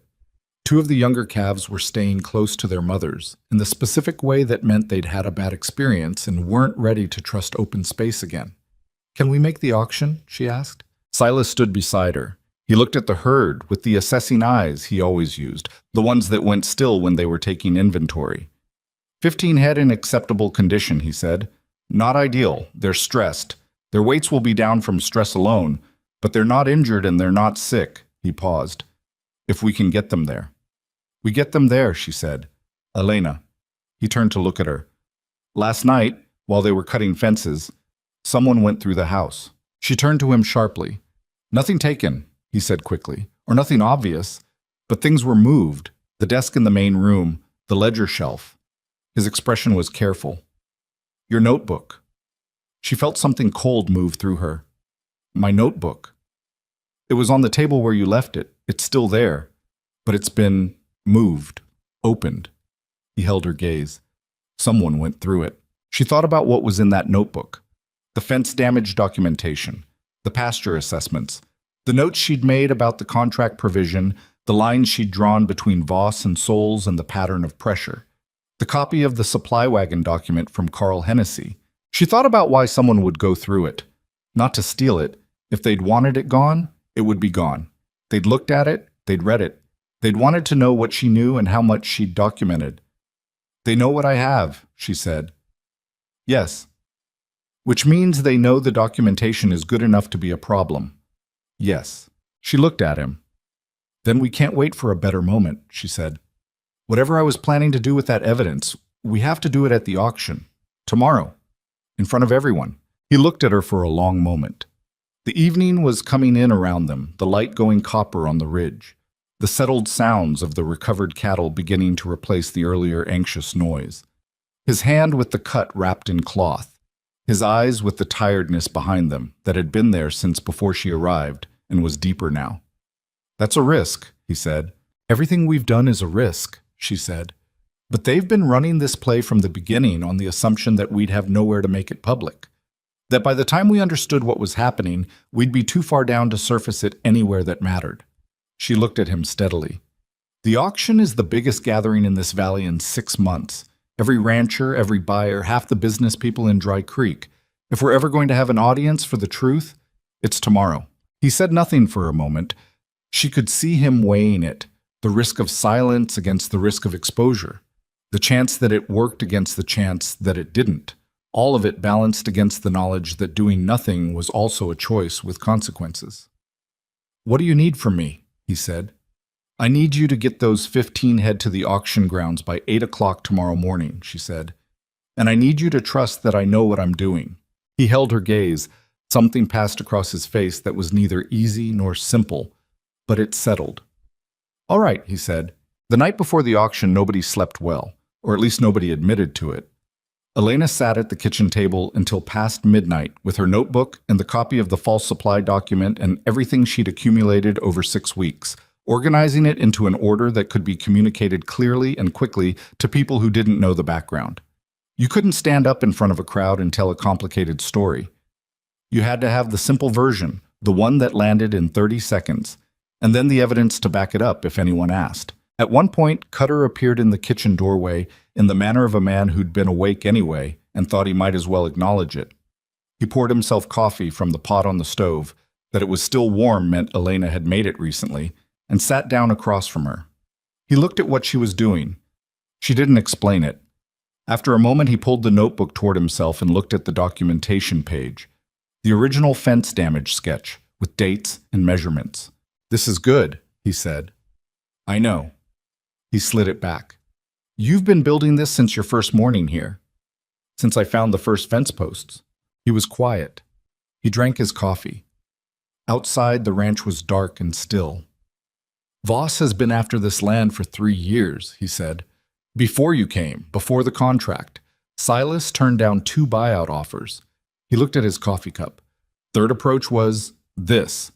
He gestured at the table. The notebook, the accumulated evidence of a months-long campaign. Fancier, more complicated. "Because the direct offers didn't work," Elena said. "So he found a different angle." She looked at Cutter. "He needed Silas financially compromised enough that a default became realistic. He needed the finances misrepresented in the contract to ensure I'd arrive with fewer protections than I thought I had. He needed the clause in the original contract to make sure that even my contributions to the ranch could be counted against us in a default." Cutter absorbed this. "He needed you here. He needed someone here who'd work to improve the ranch," she said, "because an improved ranch with a debt default is worth more than a collapsed one. He wanted the improvement without having to pay for it." Cutter looked at her with the gray, sharp eyes that had been measuring her since the first morning. "That's cold," he said. "That's what planning looks like when someone has enough time and money to be patient," she said. He finished his coffee and set the mug down. He stood. "I'll have the herd ready by 6, he said.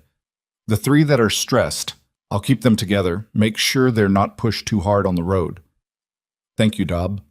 He stopped at the kitchen doorway. She'd used his first name without planning to, and they both noticed it. He didn't comment. He just stood for a moment with one hand on the doorframe. "That heifer," he said. "Margaret." "She's better," Elena said. "She'll hold up tomorrow." "Good," he said, and went. Elena sat alone in the kitchen for another hour. She thought about what she was going to have to do tomorrow, standing in front of a crowd of strangers, making accusations about a man who owned a third of the valley, with nothing on her side but documentation and the truth, and a few people who'd decided to trust her. She was not afraid of public speaking. She'd done it before, in smaller venues for smaller stakes. But she was afraid of something else, the particular fear that comes when you've committed yourself entirely to a course of action and you're close enough to the moment that you can see exactly how much depends on it going right. She thought about Voss reading that baggage tag and saying worthless cargo to a crowd that laughed. She thought about sitting on the bed in the room at the east end of the house on her first night, listening to the ranch breathe, deciding to be careful. She thought about Poke with a split palm keeping his hand wrapped and working, about Cutter walking the new pasture layout for half a day before admitting it might work, about Tom Hennessy making a copy of a document before sending the original back. She thought about Margaret standing at the far end of the near pasture, head down, 3 weeks ago. And Margaret this morning, eating, head up, moving with the deliberate energy of an animal that had been genuinely sick and had come through it. She closed her notebook. She went upstairs to her room. She lay down with her boots off but her clothes on, which was how she'd been sleeping for the last week, because something in her body understood before her brain did that they were close to something. She slept 3 hours, which was enough. At 4:30, she heard Silas moving downstairs. At 5, she heard the barn door. At 5:15, the first cattle sounds from the yard as Cutter and Poke began the careful work of moving 15 animals through a gate and onto a road. She got up, put her boots on, and went downstairs. The kitchen was lit by one lamp, and it smelled of coffee that Silas had already made. And through the window above the sink, she could see the yard in the early dark, the lanterns of the hands moving through it like slow fireflies, the large, quiet shapes of cattle beginning to move. She poured coffee. She stood at the window and watched. Silas came through the back door at 5:30 and stopped when he saw her at the window. "They're moving well," he said. "I can see." He poured coffee. He stood beside her at the window. They were close enough that she could feel the warmth of him, which was different from the warmth of the lamp, and neither of them moved away from it. "I thought about what you said," he said, "about the auction, standing up in front of everyone." "And?" He looked out the window. "I thought about every time in the last 4 months I could have done something similar, could have been louder, could have pushed back harder in public instead of trying to handle things quietly." He wrapped both hands around his coffee mug. "Quiet hasn't worked." "No," she said. "So we stopped being quiet." She looked at him. His face in the lamplight was tired and set, and somewhere beneath the tiredness was something that hadn't been there 6 weeks ago when a stagecoach had pulled into Dry Creek, and she'd stood in the mud assessing a town that had already decided what she was. She couldn't name it exactly. She just knew it was different. "When we get there," she said, "whatever happens, stay close to the cattle. Let me do the talking initially. You'll know when to come in." "How will I know?" "Because I'll look at you," she said. He looked at her for a moment. "You've thought this through." "I've thought about nothing else for 2 days." He nodded slowly. "All right." He drank his coffee, looked back out the window at the moving cattle, the lanterns, the yard going from full dark to the first pre-dawn gray. "You know what I keep thinking about?" "What?" "That first night," he said. "You sat at that table for 2 hours going through ledgers you had no obligation to touch. 3 days into being here, after everything that had already happened that day." He shook his head, not dismissing the memory, but sitting with it. "I didn't know what to do with that." She was quiet for a moment. "Did you figure it out?" He looked at her, something in his eyes that was steadier than anything else in the room. "Getting there," he said. Outside, Cutter's voice carried across the yard, low, practical, directing, and the cattle moved, and the first light was beginning to do something real at the ridgeline. And in 9 miles, Dry Creek was waking up, and in the largest auction ground in the valley, buyers and ranchers and business people were already arriving for the biggest cattle auction of the season. Harlan Voss, Elena knew, would already be there. He would be working the crowd the way he always did, the handshakes, the quiet words, the particular art of making people feel like he was doing them a favor by talking to them. He would have told his version of Iron Ridge Ranch's problems to every buyer willing to listen. He would have his men positioned. He would have Garrett Souls somewhere nearby with whatever paper he needed. He would believe the night's work had finished it. The fences, the scattered cattle, the stress and the lost sleep, and the 9 miles of road still to travel. He would not be expecting what was coming. She drank her coffee. She put the mug in the basin. She picked up her saddlebag with the notebook and the documents inside. She went out into the yard where the cattle were moving, and the sky was going from gray to the particular pale gold that came just before the sun cleared the ridge, and she found none already saddled at the fence post, Cutter having done it without being asked, which was the kind of man he was when you'd given him a reason to be. She swung up into the saddle. Silas was mounted beside her, and behind them the 5 hands, Cutter, Poke, and 3 others, had the 15 head moving in a steady line out of the yard and onto the road to Dry Creek. Margaret was in the middle of the group, moving steadily, head up. Elena looked at her for a moment, thought about the first morning, the heifer standing apart at the far end of the pasture, head low, the quiet patience of an animal waiting to see if things would get better or worse. They'd gotten better. She turned none toward the road and rode. The auction grounds at Dry Creek were the largest open space in the valley that wasn't someone's pasture, a flat expanse of packed earth behind the feed warehouse that expanded once a season into something resembling a town square with ambitions. By 8 in the morning, it was already crowded in the particular way that auction days always produced. Ranchers in work clothes standing in clusters, buyers in slightly better work clothes standing in different clusters, and the two groups occasionally intersecting with the careful social choreography of people who needed each other but didn't always want to admit it. There were probably 200 people when Elena rode in with the herd behind her. By 9:30 there would be more. She saw Voss immediately. He was near the auctioneer's platform, talking to two men she didn't recognize, buyers, from the look of them, out-of-valley money, the kind that came to regional auctions looking for undervalued stock. He was doing what she'd expected, working the room before the room knew it needed working. His three men were positioned at different points around the grounds. She clocked all of them in the first 2 minutes without appearing to look. Garrett Soules was near the registration table with a leather satchel that he held with the self-conscious grip of a man who needed people to know he was carrying important documents. Elena swung down from none and handed the reins to Poke. "Keep her close," she said, "and stay with the cattle. Don't let anyone cut in between them and the pen." "Anyone meaning Voss's men?" Poke said. "Anyone," she said. She walked to the registration table and signed in the Iron Ridge cattle. The woman behind the table, 50-ish, wire-rimmed glasses, the efficient expression of someone who'd run auction registration for more years than she found interesting, looked at the Iron Ridge name and then at Elena with a brief evaluating look. 15 head, Elena said. "Pen assignment? Pen 7, the woman said. And then, quietly without looking up from her ledger, "Tom Hennessy's been here since 7. Asked where you'd be." She glanced up. "Thought you'd want to know." Elena looked at her. "Thank you." "Don't thank me," the woman said. "Just sign the line." She signed the line.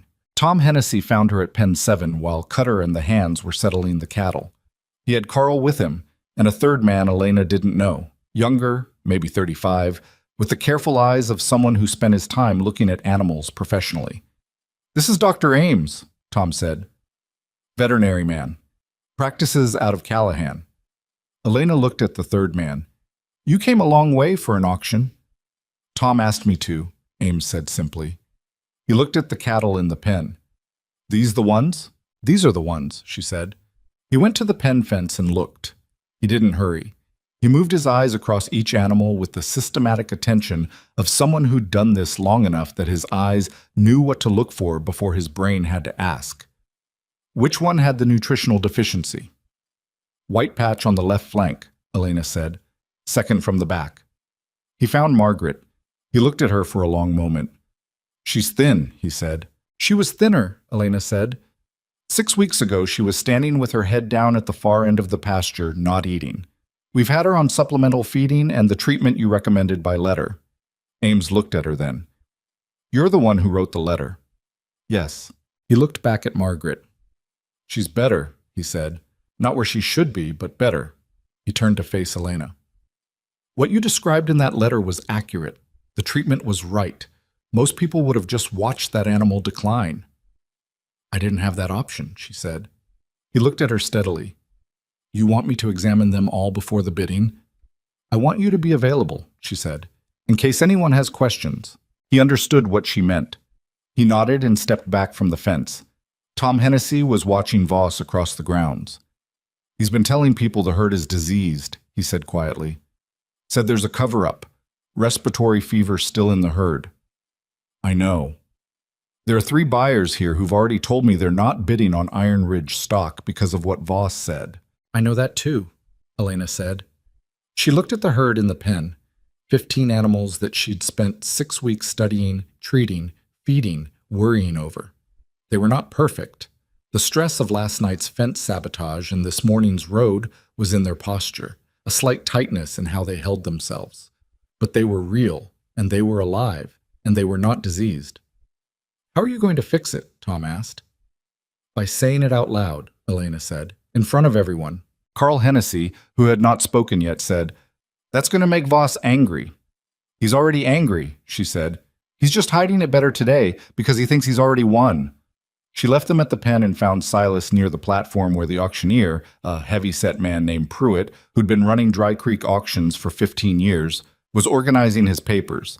Silas was watching the grounds with the still-eyed attention he used when he was tracking multiple things simultaneously. Voss spoke to Pruitt, Silas said without preamble. What did he say? I don't know exactly, but Pruitt came over to me 20 minutes ago and told me the Iron Ridge lot may be moved to the end of the day's bidding. Administrative reasons. His voice was flat. There are no administrative reasons. Elena looked at the platform, then at Pruitt, then at the crowd, which was growing. She did a rough count and revised upward, closer to 250 now, more arriving from the road. If we go last, she said, the serious buyers will have spent their budgets.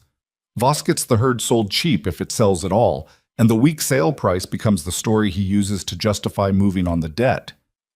Yes, Silas said. She looked at him. I need 5 minutes with Pruitt before the auction starts. He's not going to want to hear it. He doesn't have to want to, she said. He just has to listen. She walked to the platform. Pruitt looked up when she approached with the defensive expression of a man who'd already been visited by too many people with requests this morning. Miss Hawthorne, she said, Iron Ridge Ranch. She put her hand on the edge of his registration table. I understand the Iron Ridge lot has been moved to end of day. Administrative, Mr. Pruitt, she said. Her voice was even, and she kept it quiet enough that only he could hear. I know what Harlan Voss asked you to do, and I know what he offered you to do it. I'm not going to make accusations publicly about that because I think you're a man who's been put in a bad position, not a bad man. She held his eyes. But I need to tell you something about the Iron Ridge cattle and about what's been done to that ranch in the past 4 months, and you need to hear it before this auction starts. Not because I'm asking a favor, because you run this auction, and when the truth comes out today, and it will, you'll want to be on the right side of it. Pruitt looked at her. He was the kind of man whose face communicated more than he intended. She could see him calculating, the discomfort of a person caught between two forces and trying to determine which one was more dangerous. You've got 2 minutes, he said. She talked for 4. He didn't stop her at 2. When she finished, he was quiet for a moment. He looked out at the grounds. He looked at the pen where the Iron Ridge cattle stood. He looked across the grounds to where Voss was still working the buyer clusters, still performing the relaxed confidence of a man who was running a script he'd rehearsed. Iron Ridge lot goes in position 4, Pruitt said. His voice had the quality of a man making a decision before he could think himself out of it. Same as originally scheduled. Thank you, she said. Don't thank me, he said, which was the second time this morning someone had said that to her. Just be ready when Pruitt calls the lot. She was ready. The auction opened at 9 o'clock with the standard lots.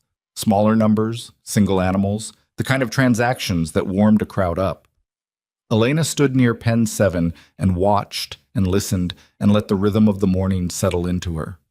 Beside her, Cutter had positioned himself at the pen gate with his arms crossed and the expression of a man prepared to stand there indefinitely. Poke was at the far corner.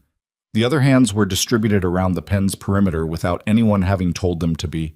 They'd figured it out themselves, which told Elena something about what the last 6 weeks had built. Silas stood to her left, close enough to speak to quietly. He'd been watching Voss with the contained expression he used for things that made him angry.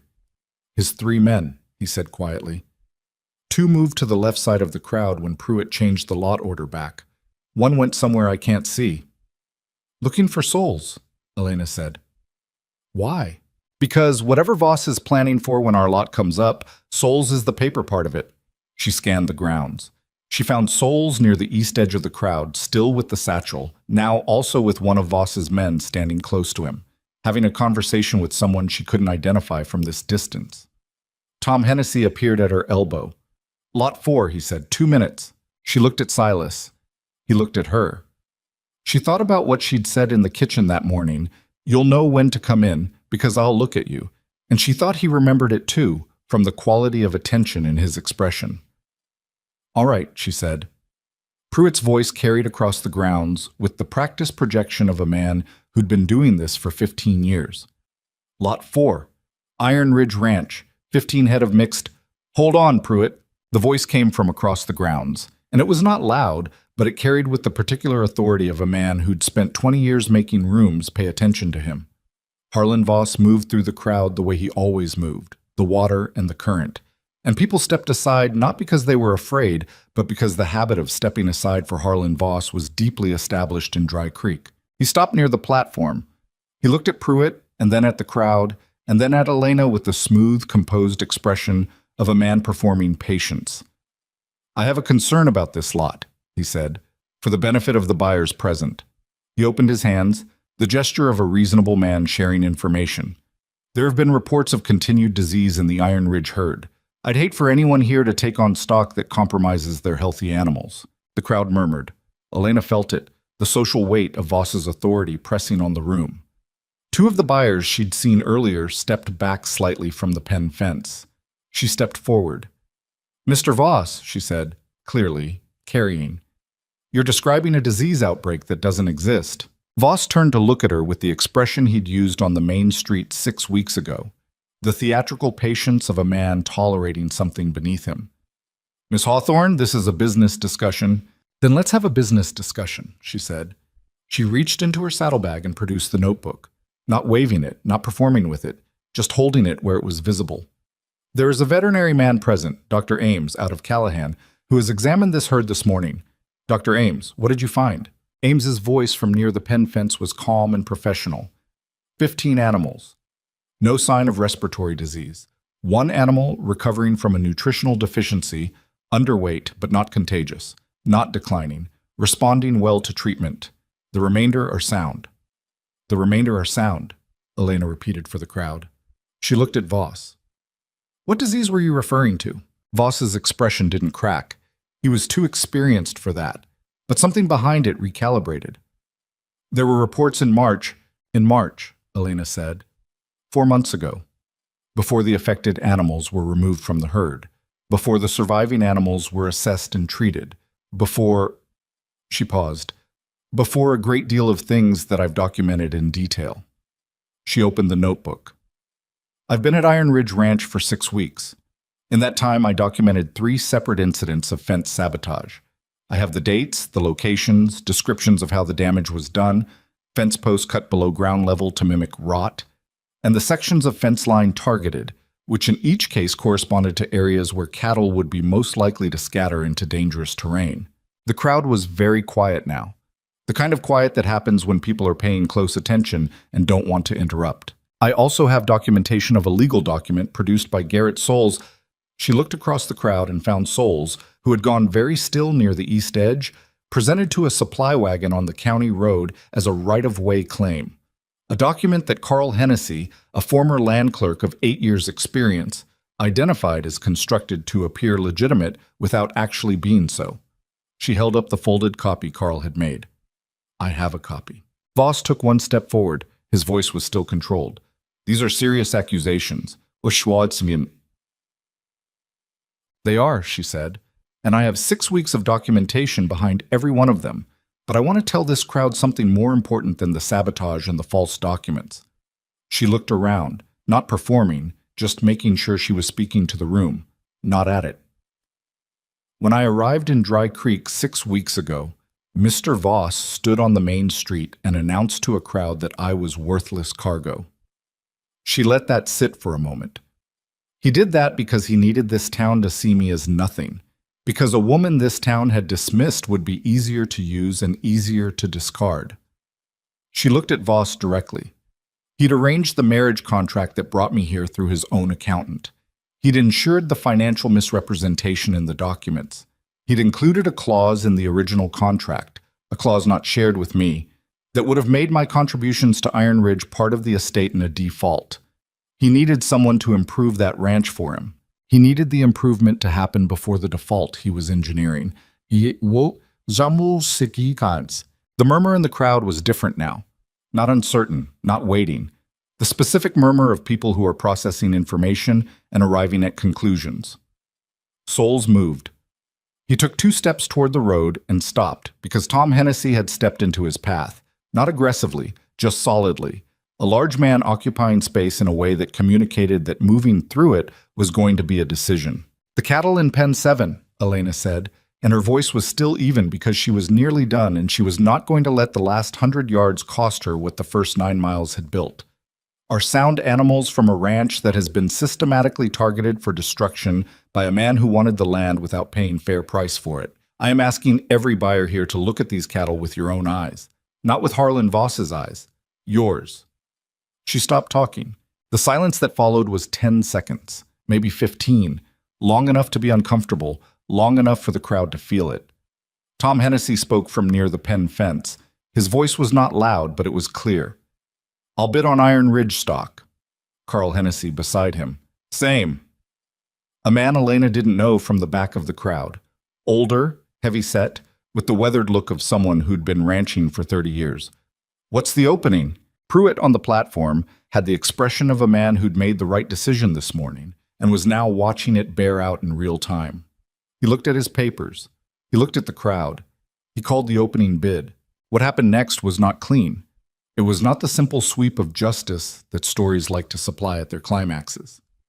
3 of the buyers Voss had worked stayed where they were and didn't bid. One of them looked at his boots. 2 of Voss's men moved through the crowd trying to talk to people. Elena could see them doing it, the urgent, quiet conversations. And a few people shifted, uncertain, but the bidding started. It started with Tom Hennessy and went to the man from the back of the crowd, and then to a buyer Elena had never seen, a woman in a practical coat who'd arrived on horseback and had been standing near the pen fence since before the lot was called, and had apparently been looking at those 15 animals for a long time before deciding what she thought of them. Voss stood near the platform with his arms at his sides. He was watching the bidding with the expression of a man watching something he'd built get taken apart, and he was handling it with the composure of someone who'd had enough practice with setbacks to know how to stand through them without showing what they cost. He caught Elena's eye once. Just once, across the grounds, the crowd between them. She held his gaze and didn't look away first, and after a moment he turned and walked toward the road, his 2 men falling in behind him. And that was the last time she saw Harlan Voss that day. Soleil's did not follow. Souls was still near the east edge, Tom Hennessy still occupying the space around him, and 2 other men had joined Tom. Ranchers, from the look of them, people who'd heard what Elena said and had drawn their own conclusions, and apparently decided that Garrett Souls's afternoon movement options should be somewhat limited until certain things were clarified. The bidding went 4 rounds. When Pruitt called it done, Elena did the math in her head. The number, the debt calculation she'd been carrying for 6 weeks, the figures Silas had told her at the table on her 4th night at Iron Ridge. She turned to find Silas standing directly behind her. She hadn't heard him move closer during the bidding. He was looking at her with an expression she couldn't fully read, which was unusual because she'd gotten reasonably good at reading him. It's enough, she said. He blinked. What? The final bid. It covers both outstanding payments. She did the number again in her head to be sure. With enough left for winter operating costs. He looked at the platform, at Pruitt, writing the numbers. Back at her. He said nothing for a moment. The crowd around them was moving again, the post-bidding circulation of an auction returning to its normal energy. Somewhere behind them, Cutter was arranging the transfer of the cattle with the buyer's hands. Polk said something to the woman in the practical coat, and she laughed, which was not something Elena had expected. You're sure? Silas said. I'm sure, she said. He exhaled. It was not a dramatic breath, no collapse, no visible relief releasing all at once. It was quieter than that, more like a man who'd been holding something at a specific angle for a very long time and had just been told he could put it down. The documentation, he said. Souls, what happens? There are enough people here who heard it and have their own histories with what Voss has done in this valley, she said. Tom Hennessy's not the only one. What happens to Souls legally is not something I can control, but what happens to his ability to operate in this valley? She looked toward the east edge where Souls was still being very carefully stood next to. That's already happening. Cutter appeared at Silas's shoulder. Cattle transferred, he said. Buyer satisfied. He looked at Elena. Dr. Ames wants to talk to you about a follow-up visit for the herd. Says he'd like to see the nutritional recovery progress in a month. Tell him yes, she said, and tell him I'll write him a full update before then. Cutter nodded. He started to turn and stopped. He looked at the grounds, at the dispersing crowd, at the empty Pen 7. Then he looked at Elena and Silas with the gray, sharp eyes that had been measuring things since before Elena arrived, and would keep measuring them long after. "Not bad," he said, and turned and walked toward the pen. Poke materialized with Nun's reins and his own horse, and the expression of a young man who'd been present for something significant and hadn't yet decided how to carry it. "Are we going home?" he asked. Elena looked at him, thought about what home had meant 6 weeks ago when she'd arrived with a trunk and a contract and a town that had already written her off. Thought about what it meant now. "Yes," she said, "we're going home." The road back to Iron Ridge was 9 miles of the same terrain it had always been. The first 4 miles manageable, the ridge crossing difficult. The descent into the valley the part that required attention. Nun picked her footing with the same steady intelligence she always did. The cattle were gone, transferred to the buyer's people, and without them the return journey was faster and quieter. They rode mostly without talking. The afternoon had the particular exhausted quality of days that had contained too much, and the silence between the riders was not awkward but necessary.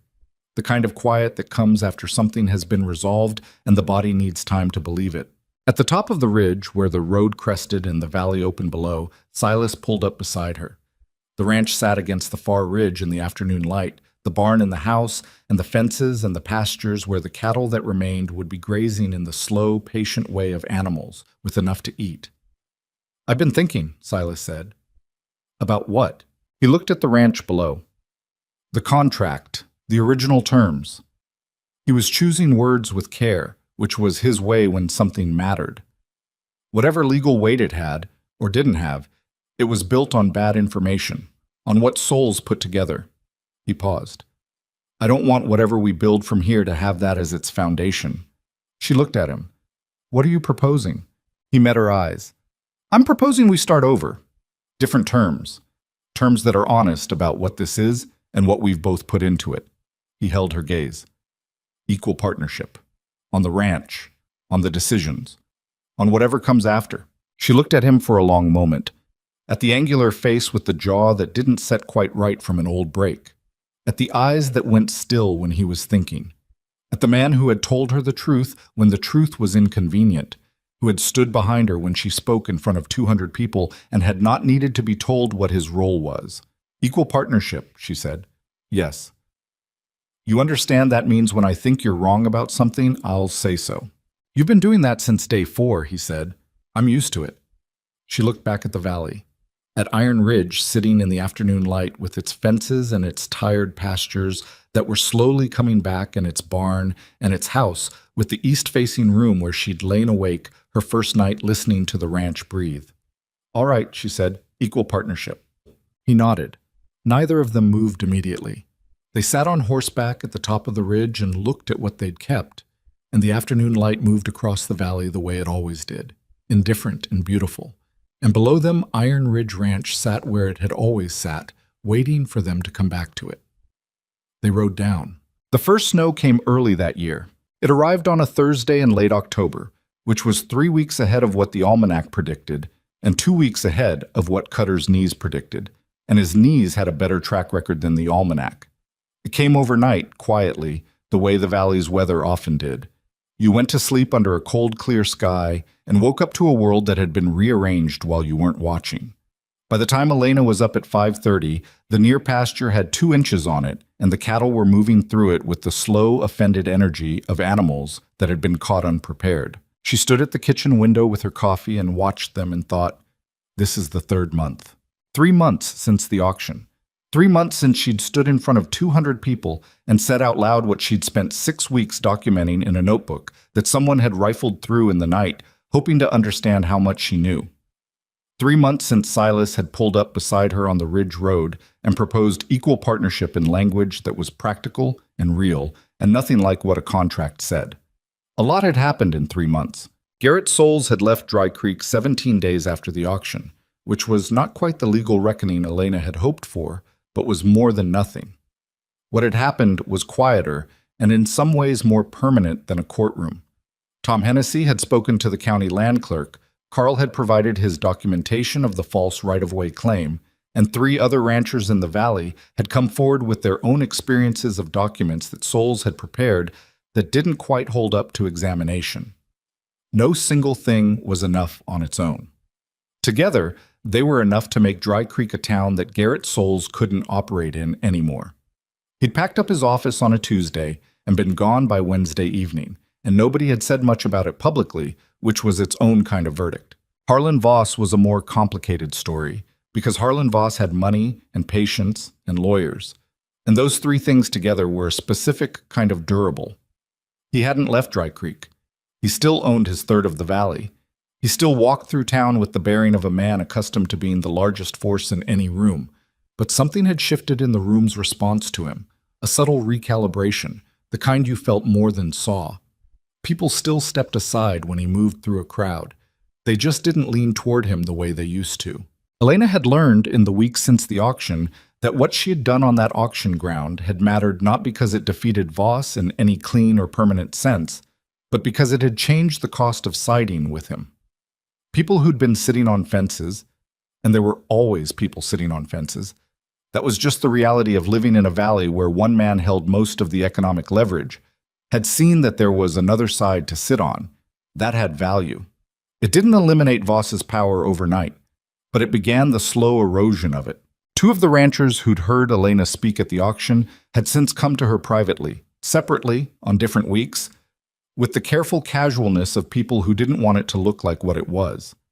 They'd shared their own histories with Voss. Supply pressures. Debt arrangements that hadn't been what they'd seemed when signed. Boundary disputes settled in Voss's favor through the kind of legal maneuvering that was technically legitimate and practically coercive. Elena had listened, and she'd asked careful questions, and she'd sent both men to a lawyer in Milvain, not the one Voss used, a different one, a woman named Clara Briggs, who had a reputation for being difficult in the specific way that was useful when someone powerful was the opposing party. She didn't know yet what would come of that. She suspected it would take time. Some things did. What she knew was that Iron Ridge Ranch had made its debt payments, both of them, on time for the first time in 2 years. She knew because she'd been there when Silas came back from the bank in town, and she'd watched his face when he walked through the door. And what was on his face was not celebration. He wasn't built for celebration, not the obvious kind, but something quieter and more real. The particular expression of a man who'd been carrying a specific weight for a specific amount of time and had just been allowed to set it down. She'd been at the table with the Ledgers when he came in, which was where she was most mornings. He'd stood in the kitchen doorway with his coat still on and said, "Paid." She'd looked up. "Both payments?" "Both." He paused. "With $43 remaining." She'd looked at him for a moment, then she'd gone back to the Ledgers. "Good," she said.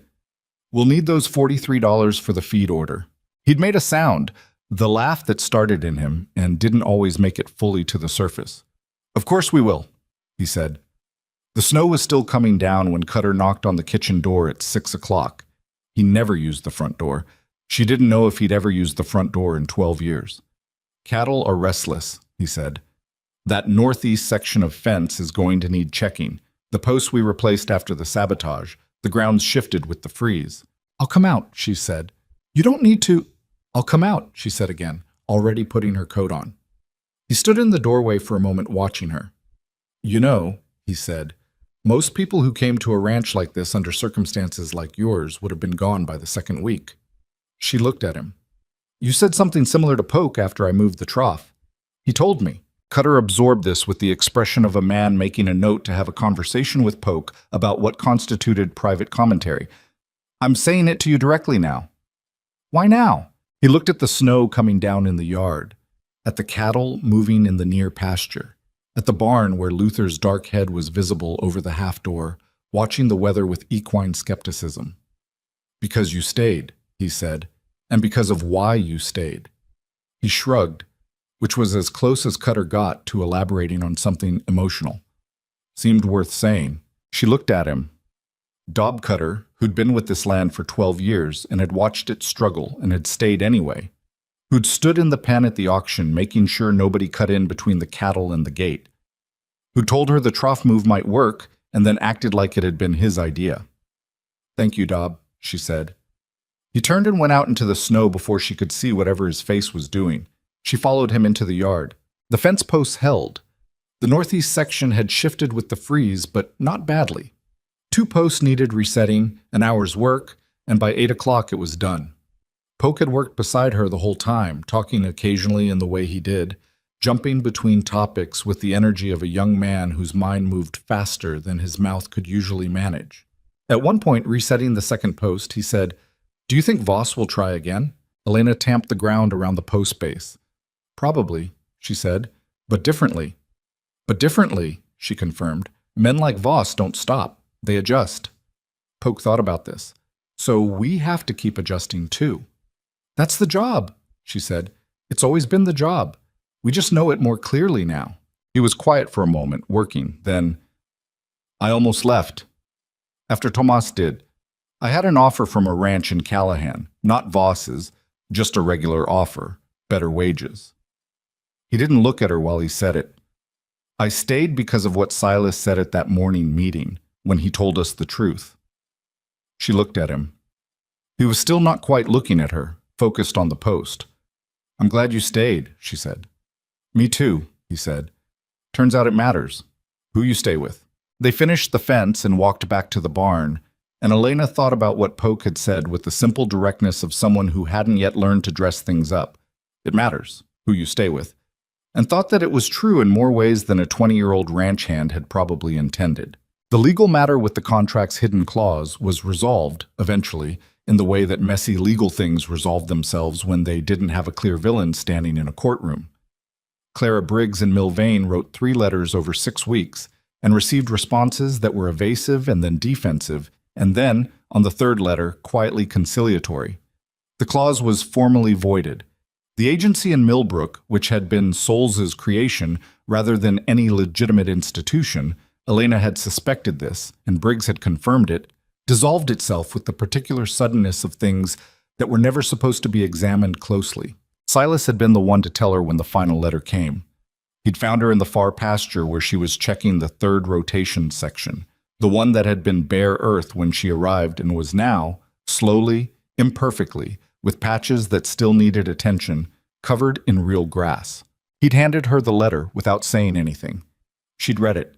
She'd stood in the pasture in the November cold and read a legal letter that said, in the formal language that lawyers use to describe simple things, that nothing Harlan Voss had engineered around her arrival had any binding power over her. She'd already known that in the ways that mattered. But there was something about seeing it in formal language, something about the acknowledgement that what had been done to her had been real and that it hadn't worked, that sat differently than she'd expected. She'd folded the letter and given it back to him. "Keep it," he said. "I don't need it," she said. "Keep it anyway," he said. "Some things should be documented." She looked at him. He was using her own logic back at her, and he knew it, and the slight quality in his expression acknowledged that he knew it. She took the letter back and put it in her coat pocket. "The pasture looks better," he said, looking at the section around them. "It's getting there," she said. "It'll need another full season before I'd call it recovered." "But it's getting there." "Yes." He looked out across the pasture. The grass was thin in places, but real, and the ground beneath it was less compacted than it had been, and in the spring, she'd been thinking about this since October, they could seed the bare patches, and by summer the rotation would be running the way it was supposed to. "I've been thinking about the spring," he said. "So have I," she said. "The Delwood parcel came up for sale last week," he said. 60 acres on the South Ridge. Good grazing, creek access. If we could expand— "How much?" she asked. He told her. She did the math in her head with the quick facility that had become second nature after months of running Iron Ridge's numbers daily. "We could make an offer in February," she said, "if the winter costs stay where they're projected." "I think they will. So do I." She paused. "But we should look at it first. I want to see the condition of the grazing before we commit." "Obviously," he said. She looked at him. "I wasn't sure it was obvious to you. You grew up here. Sometimes people buy land based on memory." "I grew up here," he said. "I also watched my father buy land based on memory once." He met her eyes. "We'll look at it first." She nodded. They stood in the 3rd rotation pasture in the November cold, and Elena looked at the grass coming in on ground that had been damaged and was healing, and thought about the 60 acres on the South Ridge, and the spring seeding and the debt payments made on time, and the $43 that had become the feed order and was now gone and would be replaced by the next thing they earned and spent, and that was how a ranch actually worked. Not in dramatic salvations, but in the continuous, grinding, occasionally satisfying work of keeping something alive that wanted to keep living. The thing she hadn't expected when she'd stepped off a stagecoach in Dry Creek with a contract and a trunk was how much she would come to love the work itself. Not love in the easy sense, in the sense of recognition, the feeling of doing something that used every part of her and asked for more, the feeling of problems that were real and solutions that were never quite clean but were hers to find. She'd had that feeling in Kansas with her uncle, and she'd lost it in the rooming house in Millbrook, writing figures into other people's ledgers. And she'd found it again in a valley she hadn't chosen under circumstances that had been engineered to defeat her. Which meant the people who'd engineered those circumstances had, despite everything, accidentally given her the thing she'd been looking for. She wasn't grateful to them for that. But she noticed the irony of it. That evening, after supper, Silas brought something down from the shelf in the main room and put it on the kitchen table. It was the baggage tag from her trunk, the small card that had made the journey from Millbrook, that Voss had taken in his hand on her first day in Dry Creek and used to perform her humiliation for a crowd.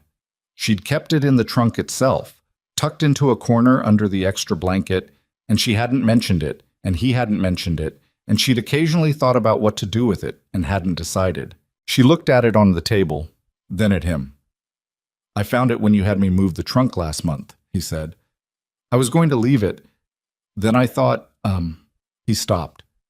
"I thought it should be somewhere you could see it, if you wanted." She picked it up. Small, worn at the edges, the printing slightly smeared from the journey. Elena Hawthorne, Millbrook to Dry Creek, Iron Ridge Ranch. Nothing else. Just a travel tag doing exactly what a travel tag was supposed to do. "He made up the rest," she said. "I know," Silas said. "You told me that on the first night." She turned it over in her hands. She thought about standing on that main street with the whole town watching, feeling the words land, choosing to stand where she was rather than fold. She thought about what it had cost and what it had built, and how those two things were sometimes, not always, but sometimes, the same. She set the tag on the shelf above the fireplace, where you could see it from the kitchen table when you were working, which was most of the time. "There," she said. Silas looked at it on the shelf. "There," he agreed. He sat down at the table. She sat across from him, the way they'd sat on her fourth night when he'd brought out the ledgers, and she'd spent 2 hours with them and decided to stay. The lamp between them. The fire going. Outside, the snow had stopped and the valley was very still. "I want to ask you something," he said. She looked at him. "The contract, the original one, it's void now, legally, formally." He was looking at the table, not at her. "Which means you could go. If you wanted. There's nothing holding you." He paused. "I want to make sure you know that." She looked at him for a long moment. He was doing the thing he'd done on her first morning, telling her what her options were before she asked, making sure she knew the exit was real. She'd found it frustrating then, because it had felt like he was looking for an excuse to send her away. She understood it better now. It was how he was built. He needed the people around him to be there because they'd chosen it, not because they were trapped. "I know I could go," she said. "Okay," he said. "I'm not going." He looked up at her. "Because of the ranch." "Because of the ranch," she said. "And because of other things." He held her eyes. Outside somewhere, one of the cattle made a low sound that carried in the winter quiet. Contented, not alarmed, the sound of an animal settled in its pasture. Luther moved in the barn with the slow, patient sound of a horse that had nowhere urgent to be. "The equal partnership," he said. "We agreed on that." "We did. I want to ask you something beyond the equal partnership." She waited.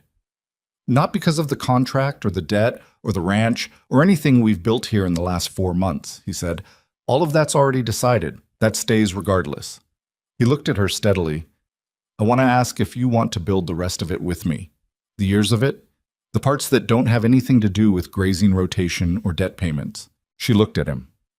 Silas Granger, who had told her the truth when lying would have been easier, who had stood behind her in front of a crowd and not needed to be told what to do, who had named his horse Luther and checked his legs every morning, who said difficult things plainly and never said easy things just to fill silence, who had a jaw that didn't set quite right from an old break, and eyes that went still when he thought, and who had looked at her from the beginning, like someone who was actually seeing her. She thought about what she'd expected when she'd signed a contract in a rooming house in Millbrook.